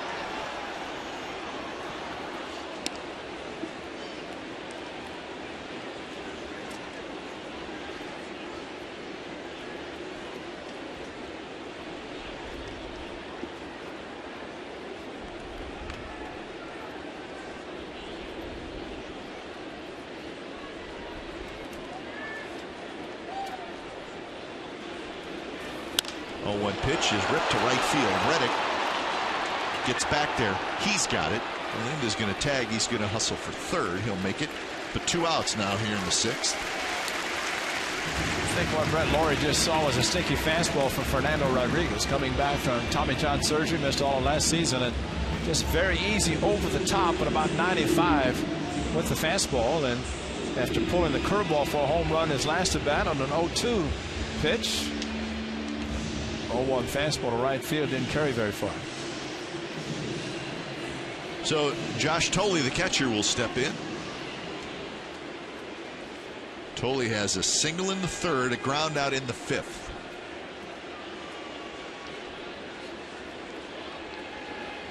See Thole choking up a little bit.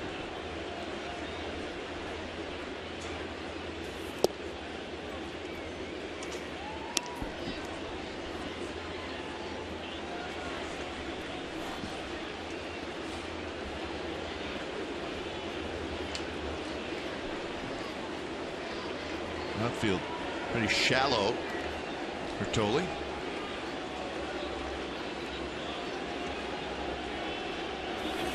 Fastball and a good one. It was past Thole. He was late. Did I hear correctly, Ray, that they were expecting a huge crowd tomorrow? Sellout. Wow. That's what we're told. Sellout. Maybe a conditional sellout based on the roof being open. No, it's something tomorrow that's going to create, I guess, a sellout. I don't know what the event. It's a giveaway or something. Jerseys. Well, I know you. Batista jersey. And what else? Okay, one of the Encarnacion of Batista. You've seen this place full. I have not been here when it's been completely full. I always saw it when they averaged 50,000, which you multiply times the home games, that's over 4 million. Well, it's okay. I'm gonna get the total now. See, I make a comment because I just throw out rare, strange numbers. Now we're gonna get the official. We got a stat. Now, just so our viewers know, Ray is not talking to me. He's talking to our stat man, George. Well, George starts to write whatever. I just figured he's coming up with something official. What did he write?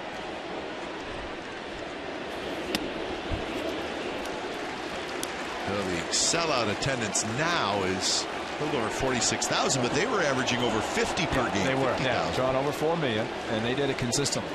Thanks, George. Where have they reduced the seats? Take away 5,000 seats. You can't do well if you'd only average about 20, 22. You might as well take a few, but that at one time, man, they were drawing. It was a different side here. So the 3-2 pitch is outside, and now the bases are loaded with 2 outs for Anthony Goes. It's amazing getting down to this part of the batting order. You think guys hitting 9th and Goes hitting over 300, but he's the type of hitter that he's going to use the whole field. You can't really defend him by playing a certain way, and as a result, the outfield straight up, infield pretty much straight up. Just wonder if the good fastball from Fernando Rodriguez will help him get this left-hander out. And he got a fastball in, and Gentry is under it. Side retired. So the Blue Jays leave the bases loaded, and we're on to the 7th inning. It's Blue Jays 4 and the Athletics 1.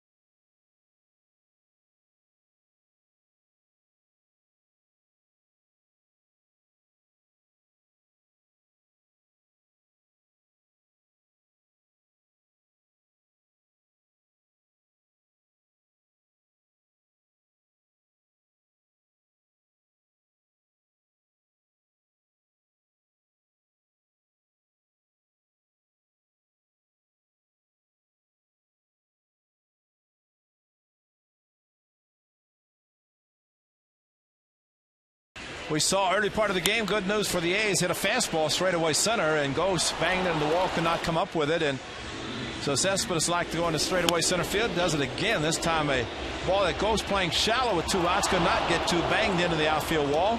And Cespedes coasting into third for a triple, but could not score. So the only run for the Athletics in this game, result of Yoenis Cespedes.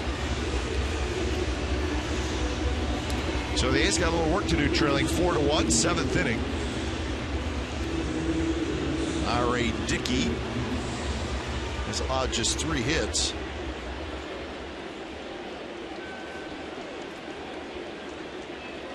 He's retired 13 out of the last 14. He retired 6 in a row and then gave up the Cespedes triple. And since then he's retired 7 in a row. And the first pitch to Moss in for a strike. Moss has struck out and popped out. So Dickey's been good. He's sitting at 81 pitches. That one bounced on the ground. Scooped up by Reyes. He was playing to the right of second base, and that's out number 1. I guess the knuckleball with obviously downward movement, it's a sinker. Yeah. Yeah, because ideally it's almost like the pitch that's illegal, called the spinner, Vaseline, whatever you want to call it, the one that just comes in about home plate, drops down. Well, if it drops in the way Dickey's knuckleball is dropping, then you hit on top of the ball, beat it into the ground. That's the 9th ground ball out for him in this game.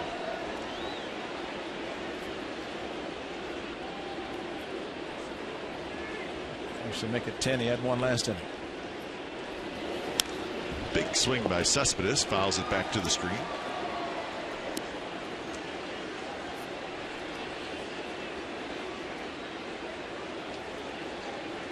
Trying to think of other knuckleball pitchers in the big leagues right now. Danny Worth of the Detroit Tigers. Yeah. There are none. I mean, this is there it. are. Yeah. So not only is Dickey the only one, but he's very good. I think Cy Young. I think I read that since 1900, only 26 pitchers have ever thrown the knuckleball in Major League history.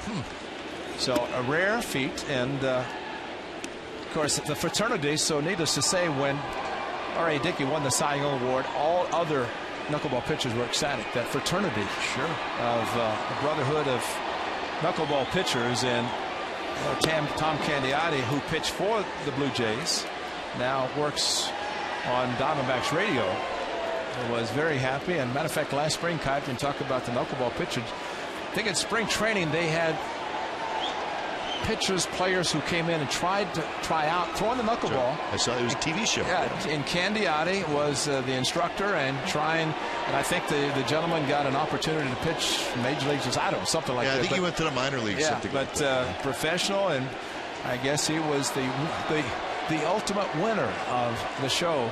Who can throw a knuckleball? Not many. 2-2 pitch. That was a fastball, 79 miles an hour, and it's a swinging strikeout. So we were talking about Wilbur Wood, and the crack staff down in the truck did this for us, and we certainly appreciate it. Now, you think about that, Ray. That's 4 consecutive 20-win seasons. Now, let's look at this, too. 42, 49, 48, 42, 43 starts. 49 starts. That's the one. And 72 when he's 24 and 72. I mean, those are good years. Now, he's losing a fair amount of games as well, but the innings pitch total, unbelievable. Wilbur Wood. Oh, Wilbur. He had a talking horse named Wilbur and a knuckleball pitcher named Wilbur. Now, I remember Wilbur Wood with the White Sox, obviously. Was he with them his whole career? Where did he start? Well, I'm sure the guys Boston. Okay. I do remember watching him on TV back in the Midwest when he was with the White Sox.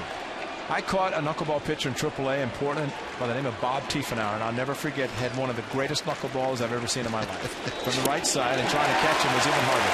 Well, R.A. Dickey's got a good one going now, and he is rolling.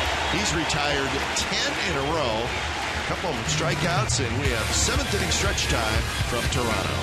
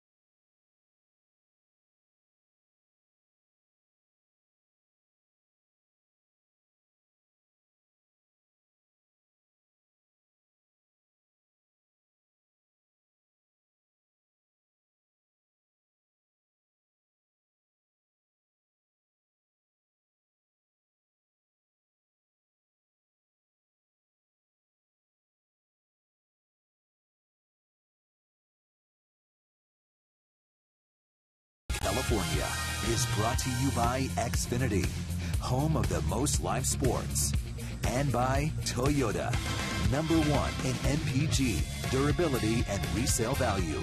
Toyota, let's go places.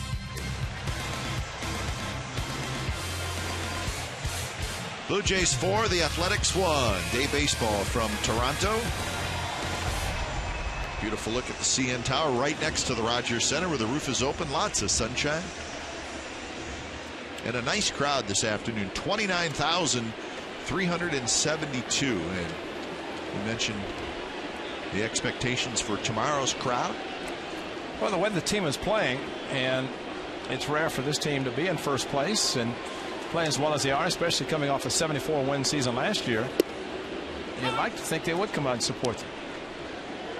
Well, the Blue Jays have had significant attendance increases over the last few seasons. And that one's fair. Down the third base line, kind of a cue shot, and Reyes will have a double unless Gentry can't pick it up cleanly, and it rolled between his legs, but he was able to grab it quickly. So Reyes with a leadoff double. He did not hit it hard, but it just got past Donaldson. Well, as we saw last at bat, just slaps the ball, and now Bob Melvin's going to ask maybe was it fair or foul, because he's going to come out and question the home plate umpire. He had the best view. Third base umpire is the one that called it fair as he spun around. That is Paul Schreiber. And I guess Will Little confirmed to Bob Melvin that he saw it go over the bag. And Bob shaking his head yes as he goes back to the dugout. Chip Hale had an uneventful game last night as the manager for Bob Melvin. No challenges. Nothing. Didn't have to remove a pitcher during the game. And, I wanted to see Chip come out of the dugout. See, after a week from tomorrow, he can carry the chip and chili platter out. That means on next Sunday, the 1st, on the chip and chili platter giveaway day, one will throw out the first pitch, the other should catch it, right? I mean, in honor of the big giveaway. That's a good idea. Yeah. I think Chili's a former catcher. Chipper throws a lot of batting practice, so maybe Chip can throw to Chili. I think we should mention that to the A's fine department that's it's automatic. In control of that. Yeah, I think it's a no-brainer. I think perfect.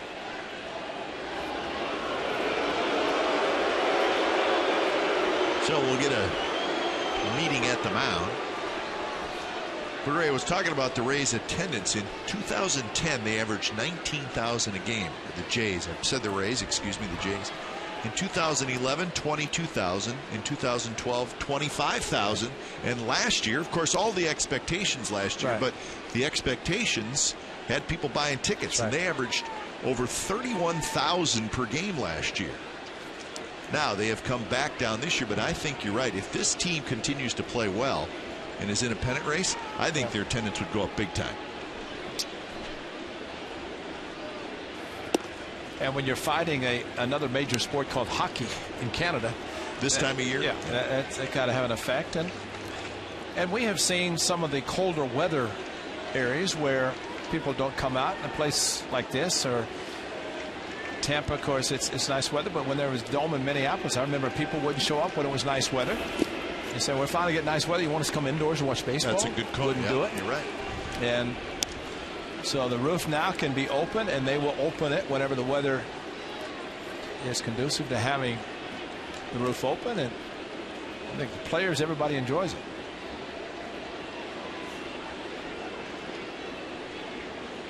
(2-0) to Melky Cabrera, who has been tough on the A's today. He's 2 for 3, 2 singles. He's knocked in a run. Fouls it straight back. Got a high fastball. 2-1. The A's have a couple more at bats. The only opportunity to try to come back against the knuckleballer, he's going to stay in the game, and that would be to keep it at the 3-run deficit.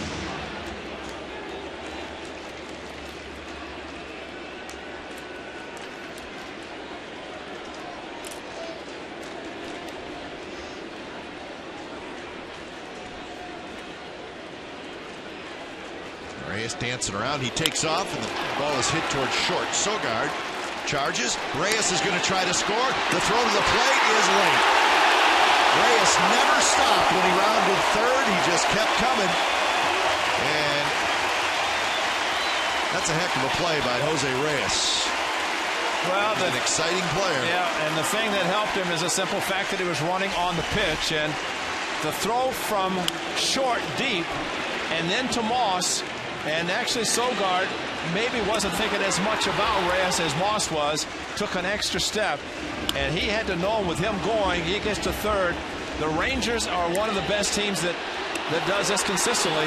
And that's just a heads-up play. That's got to be an RBI. 3 unassisted RBI because Reyes never stopped. You got to give him an RBI. And just heads-up base running. And that's what base running will do to help a team.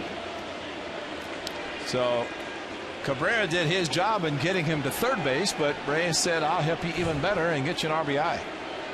So that makes it a 5-1 game. And there's no question today the speed of the Blue Jays, and you talk a lot about their power, but their speed today has given the A's problems. That's right. And that's really what the A's have done, and we have to compliment Bob Melvin and the A's because when the home runs are there, you kind of shut down the running game, but the A's have the capability of manufacturing runs with the running game, but we have seen it at its best last night and tonight, or this afternoon, when it comes to causing havoc on the bases. And a healthy Reyes helps the Blue Jays in that respect, and helps the manager John Gibbons not necessarily depend just on the long ball. 3-0 pitch to Bautista, and he swung at a 3-0 pitch and hits it right to our right. Yeah, see, Sogard watches it, catches the ball, and he's figured, yeah, I'll take a couple of steps, and all the while, I think once Reyes saw that couple of a crow hop, right there is when he takes off, and he knows that the throw to first and then back to home, with him rounding the bag aggressively, he's not going to be thrown out. That one driven toward left center field, but Gentry's going to get over there. He's got it.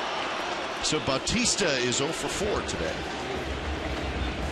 In fact, Bautista and Encarnacion combined 0 for 7.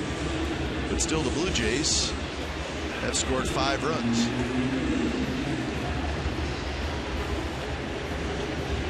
So 2 outs here in the bottom of the 7th inning, and here's Adam Lind. Lind has a couple of hits today, a single and a double.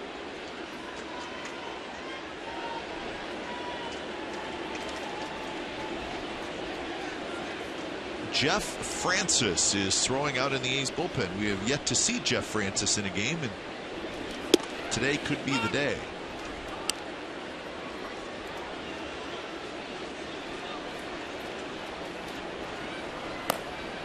Thought he was up in St. Petersburg trying to keep the lefties on the bench of Joe Madden, but it didn't work out. But he was up in the pen, but was not ever going to come in. Today he's got a pretty good chance of pitching the 8th.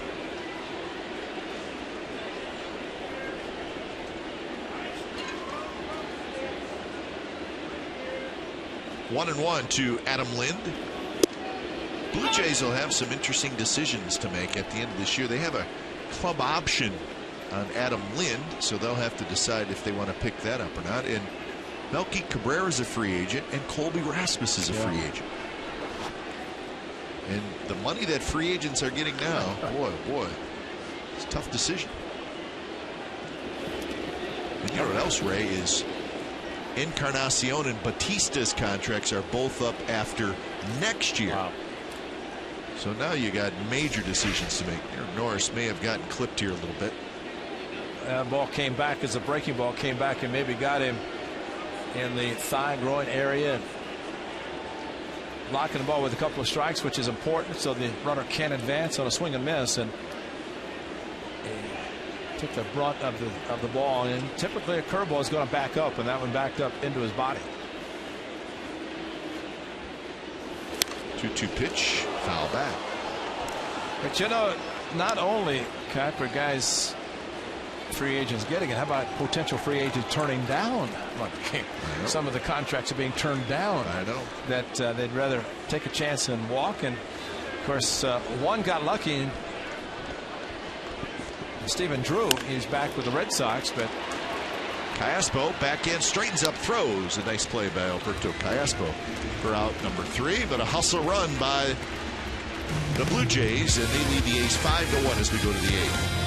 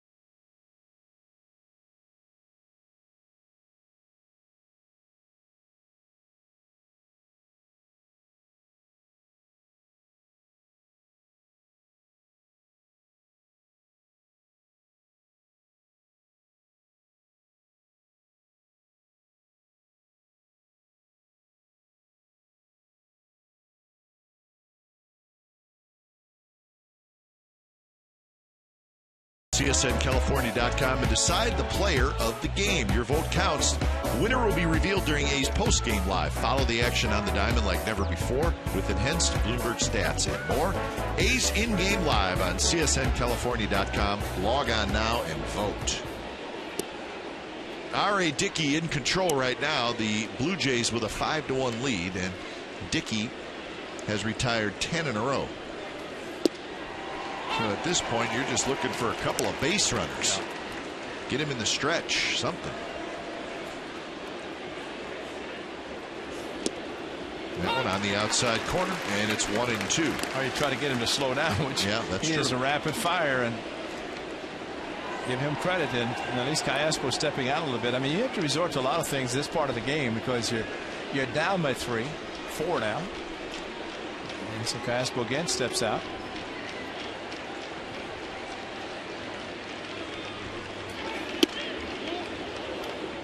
Dickey has thrown as many as 121 pitches this year.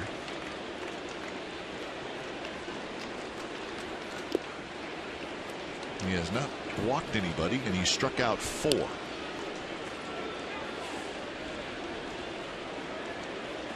He's only run a Cespedes home run back in the 2nd inning.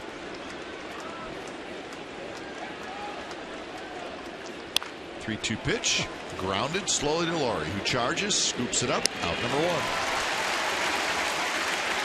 Well, Cap, we have heard about the UCL, the ultracollateral ligament, that results in a very, very bad surgery as Callaspo swings hard on this 72-mile-an-hour something and squibs it off the end of the bat. The injury that I was trying to remember was that when Dickey signed in '96 with the Rangers, they'd offered $800,000 as a signing bonus. The team doctor noticed in a Team USA picture that his right arm was hanging a little bit differently, and they did another test and realized he does not have an ultracollateral ligament in his right elbow.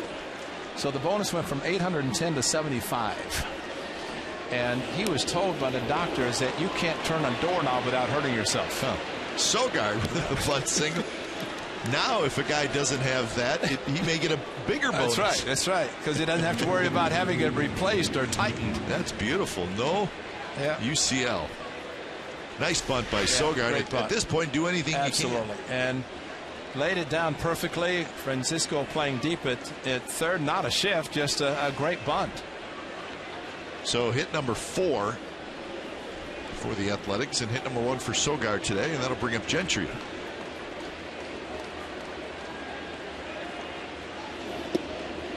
just wonder if the team doctor got part of the bonus they saved, if you think about it, by him looking at the picture. He should have. Yeah. But he was actually had started to throw a fork ball that he realized it was similar to a knuckleball because the velocity. That's why his knuckleball is thrown harder, because fork balls are thrown harder. Bautista coming in right field. He's got it. But he really struggled for a long time at the big league level, and he had a lot of chances. And the Rangers gave him a chance as a knuckleball pitcher. He gave up 6 home runs in his debut, tied Tim Wakefield, and they decided that's it. But to Milwaukee and, of course, the Mets, Cy Young Award. And, I mean, if you are this type of pitcher throwing a knuckleball, then as reported, he's the only knuckleball pitcher. It's a tough night the night before, and even worse the night after facing a knuckleball pitcher. And you just hope that the next day you face a pitcher, which is tomorrow, and J. Happ, that it won't affect the swing.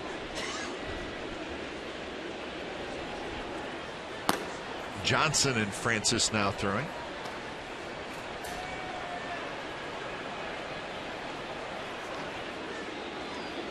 I would imagine too, Ray, as you can think yourself into an 0 for 4 against a knuckleballer. Oh yeah, quick. Absolutely. Because again, Brandon Moss says continue to be aggressive. You don't want to change your swing. Guys will move up in the box. They'll do a lot of different things to try to maybe take the break away from the knuckleball. But the fact that you're even thinking about it, that in itself will get you in a very tough state of mind. And listen, you got switch hitters hitting right-handed. Yeah. And I'm not saying that's the wrong thing to do, but that means you are trying to figure something out. Right. Yeah, tomorrow, Coco, assuming he's playing, he'll be batting right because Happ is a lefty, but that would be the normal with the lefty ball coming into him. Another ground ball. Scooped up, throw to first, side retired. 12 ground ball outs so far, and R.A. Dickey mowing the A's down through 8 innings.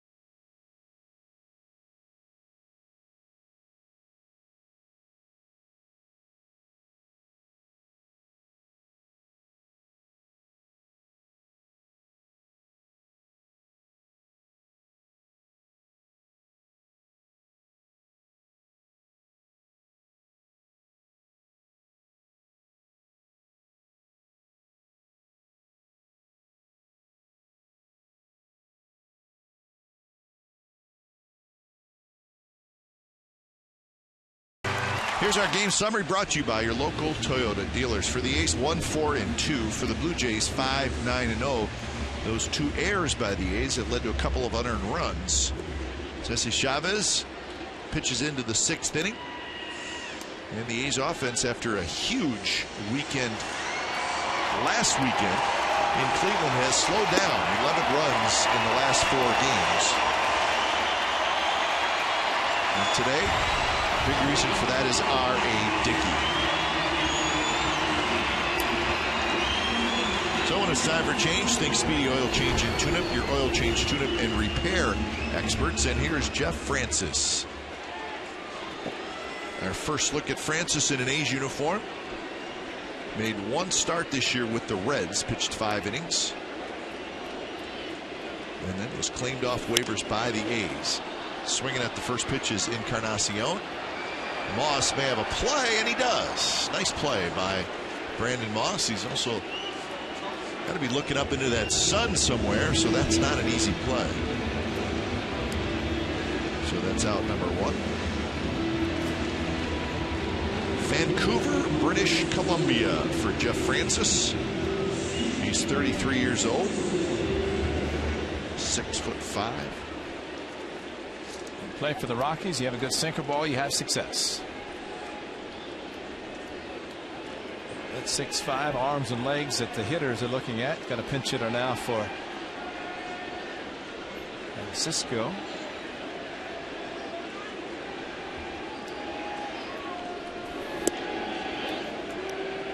Looks like our old friend Steve Tollison.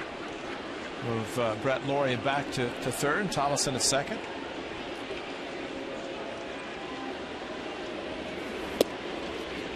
But getting back to Jeff Francis, who was a first-round draft pick of the Rockies in 2004. In fact, he was the 9th player chosen in that draft.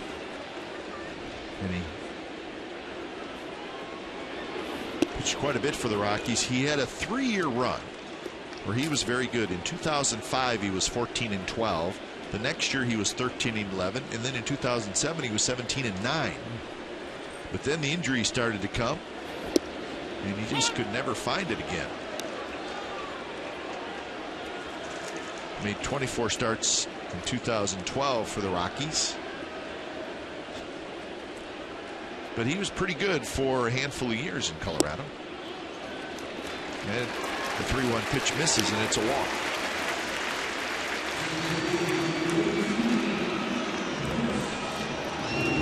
But the good news for Jeff Francis, as soon as he's playing off waivers, he joined the A's and joined the club in Cleveland. Joe Savory option in AAA. Drew Pomeranz will pitch tomorrow in this series and road trip finale. And unless the A's come back, they'll be trying to salvage one game of this weekend series. Laurie skies one toward the line and right. Long run for Reddick, still coming in, and Reddick makes the catch and thought about firing it to first to try to get Tollison, but holds on to it.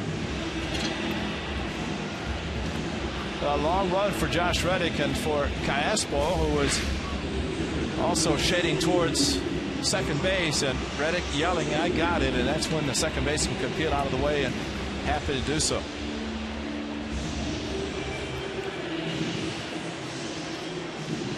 Two outs for Josh Thole. If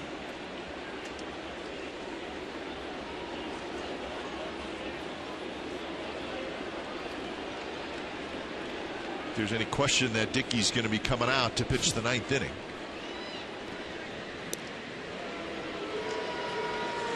And that matchup tomorrow will be Pomeranz and J.A. Happ. So a couple of lefties. 9:30 A's pregame live. 10:05 the ball game. And then the A's will head home and await the Detroit Tigers.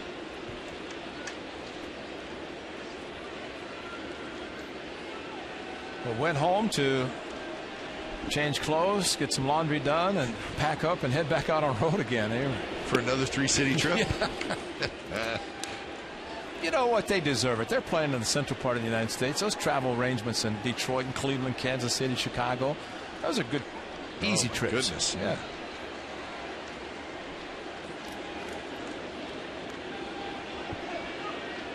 Good lead by Tollison at first, and that one on the outside corner. 1-2 to Thole.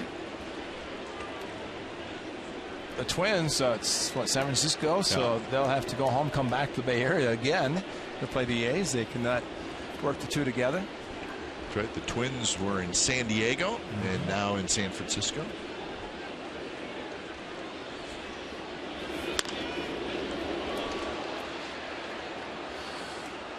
Oh, friend Kurt Suzuki the other night had an inside the park home run down in San Diego. He's really having a nice year. Hitting around 290. Yeah. Seth Smith went up, and actually the ball was a home run, but because the ball bounced back in the field, and there was no review because Suzuki made a round, and I guess because he circled the bases and they didn't review it, they called it inside the park home run. But Smith just stood there. And stood there because he knew the ball had eluded his glove and went over the fence, but then bounced back on the field. Gosh, sounds like something happened in Cleveland a couple of times, right? A couple times.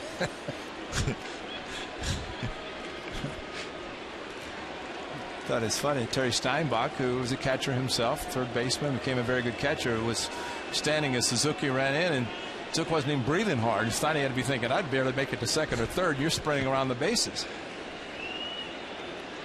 Yeah, Kurt, I mean, I saw Kurt's numbers a couple days ago. He's got 27, 28 RBIs, and he's playing pretty much every day. Playing every day.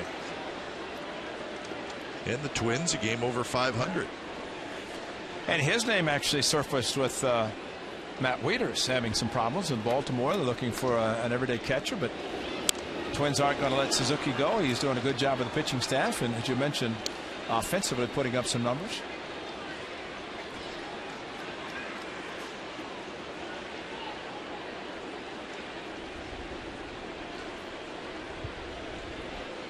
How about the Red Sox? They've lost 8 in a row, and that is hard to figure out. The Red Sox are 10-17 at home. That is hard to believe. Wow. At home, yeah, because it's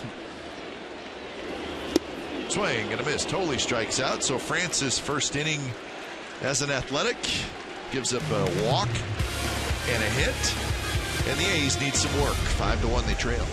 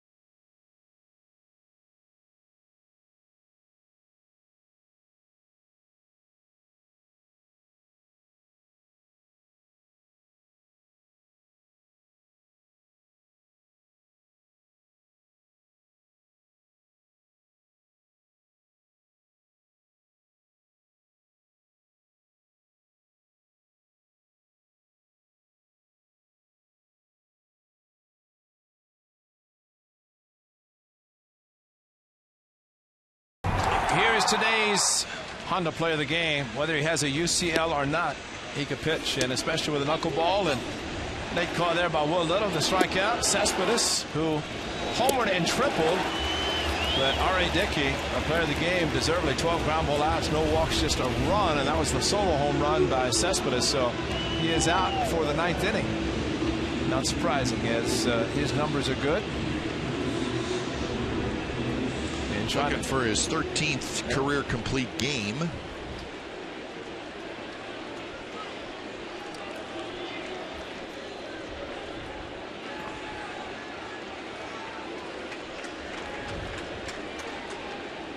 First pitch to Norris is ripped foul.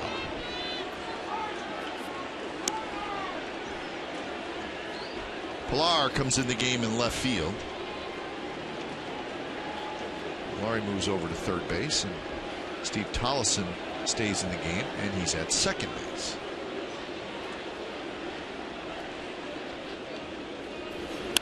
Norris on the ground, scooped up by Tollison, and another ground ball out. I believe that's 13. Yep, sure is. And Derek Norris hitting behind Coco. Coco 3, Derek Norris 3. Donaldson 3 fly ball outs. Callaspo a couple. Sogard a couple. So, and the fly ball outs are weak fly balls, except for the triple. And I've got the A's with just Cespedes at third base, the only runner in scoring position all day. Only past second base. It was the home run, of course, that scored, but Callaspo with a single. and Sogard with a single on the bunt. Otherwise, only Cespedes triple just makes it a reasonable runners in score position. Just 0 for 1. So not going to get it done. No. But you're right. There's been very few hard hit balls outside of Cespedes. 2-0 to Donaldson. Right in their first strike. Donaldson taken all the way, trying to get aboard. And Chili Davis, hitting coach, manager Bob Melvin, Chip Hale, of course, they'll be telling him, hey, forget about today, get him tomorrow. It's going to be hard to forget about a day, whenever. Frustrating. Yeah, you have the floater coming up there. Look on the board, the guy's throwing 72 to 80. But it's the floater ball. Happened with 75. Chili, of course, he has his guys prepared. He said that Joe Niekro knuckleball was the one he could compare to that of R.A. Dickey. The fact it's thrown harder. And even with a fastball at 82, you think here it comes straight. But you have to figure an average fastball is anywhere from 89 to 91, 92. 83 is a changeup, right? Yeah.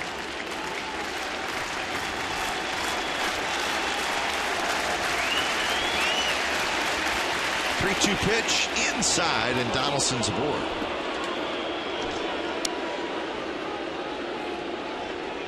So that's the first walk by Dickey. And here's Moss.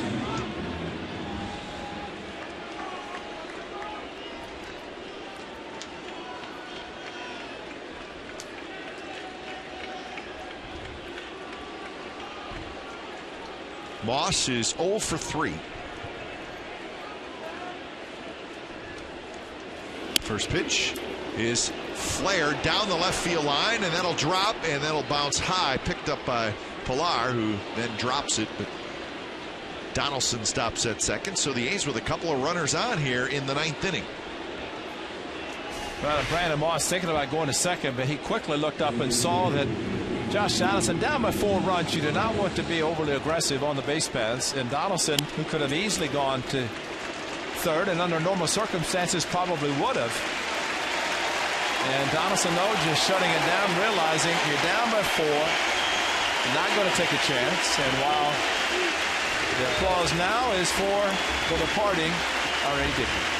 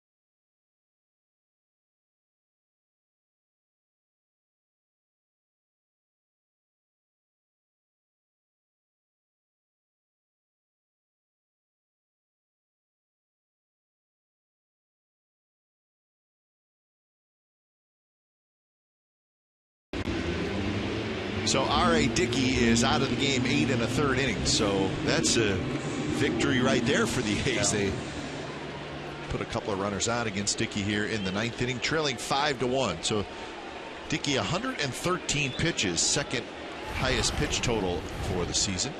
And here is Dustin McGowan. When it's time for change, think Speedy Oil Change and Tune-Up, your oil change, tune-up, and repair experts. And he throws 95. What do you think his fastball is going to look like to these guys?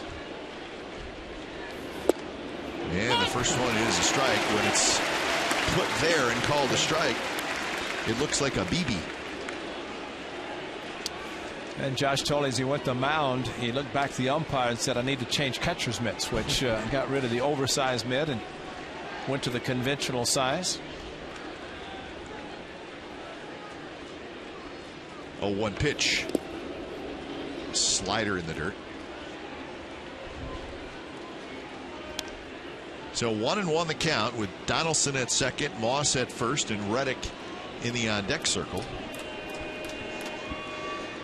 Dustin McGowan has been hit with injuries as badly as any pitcher in quite a while. Was a starting pitcher. They moved him in the bullpen. They had to go to so many starters since he was injured so much. Nice pitch there. And Cespedes not happy with Will Little. And very seldom do you see Cespedes argue, and he is not happy. Well, you can actually hear him. And you just do not see him do that very often. Yeah, that's very rare.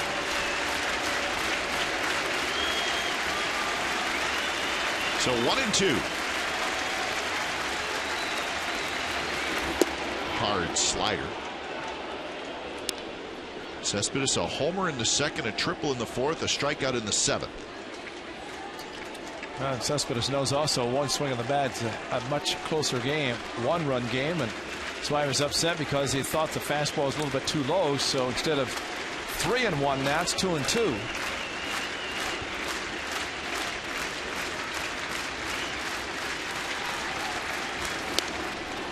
Fouled straight back. Well, Dustin McGowan, talk about injuries. He missed all of the 2009 season. He missed all of the 2010 season and all of the 2012 season.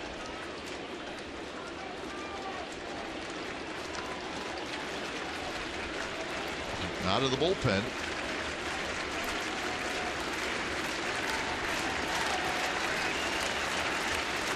2-2 pitch. Loop to right field, and that's a base hit. And Donaldson will go to third. He'll stop there. He had to make sure the ball dropped in. And now the A's will get the tying run to the plate. But Donaldson almost at third base, and it's almost as if Mike Gago said, wait a minute, you got to let the ball drop. And Cespedes, low fastball, and Will Little had called a couple low that Cespedes was upset. He ends up going down and hitting the ball to right field. And does load the bases. And is that Red Cecil coming in? Yep. So McGowan faces one hitter. Cespedes gets a hit, and the A's have the tying run coming to the plate.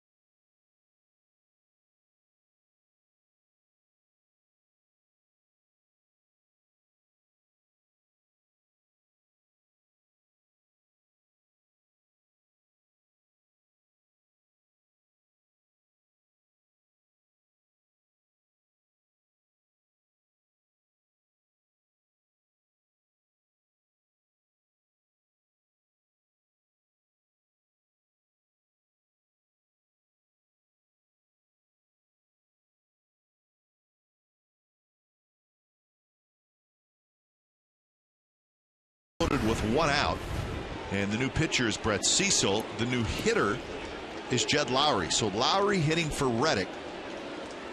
Cecil very tough on left-handed hitters, so Lowry, the switch hitter, steps in batting right-handed.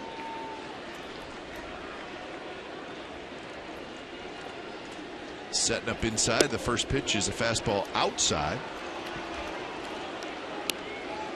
So Donaldson at third, Moss at second, Cespedes at first.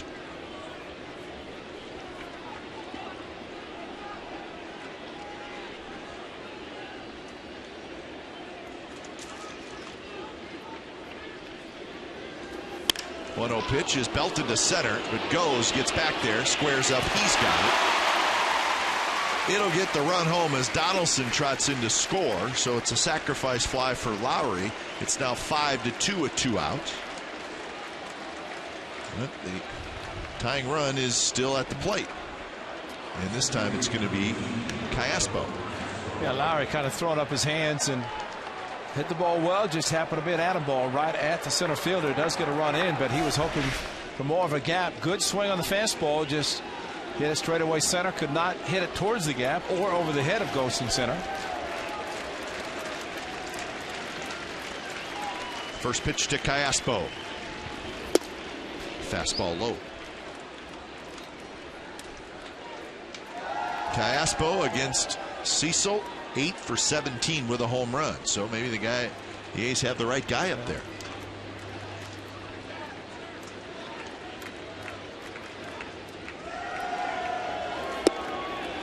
Now 1-1. Callaspo, a single and a couple of ground outs so far today.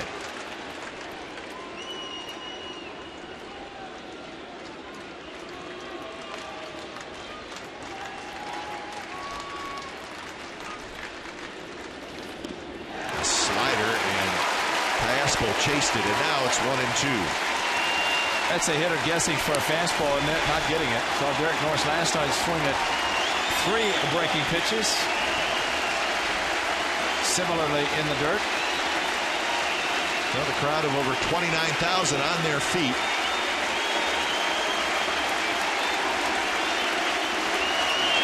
One-two pitch in the dirt again. This time Callaspo takes it as Cecil really overthrew that breaking ball a little bit.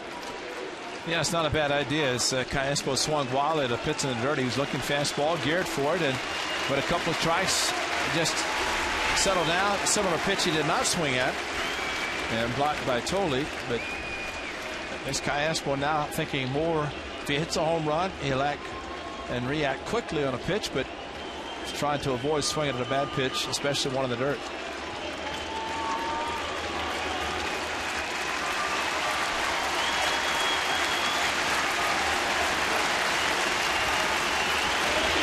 Two pitch, good take by Callaspo, and now a full count. Sogard is the on-deck hitter. The A's have Nick Punto, a switch hitter, and they have Kyle Blanks. Jaso is the only left-handed hitter on the bench.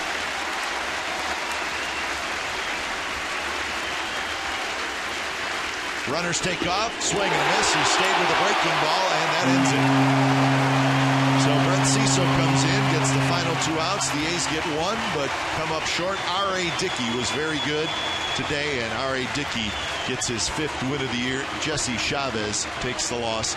Chavez is now 4-2. 2 hours and 35 minutes from Toronto, and the Blue Jays beat the A's 5-2. You've been watching Oakland A's baseball on Comcast Sportsnet California. Don't go away. A's postgame live with Brody, Biff, and Joe starts right now.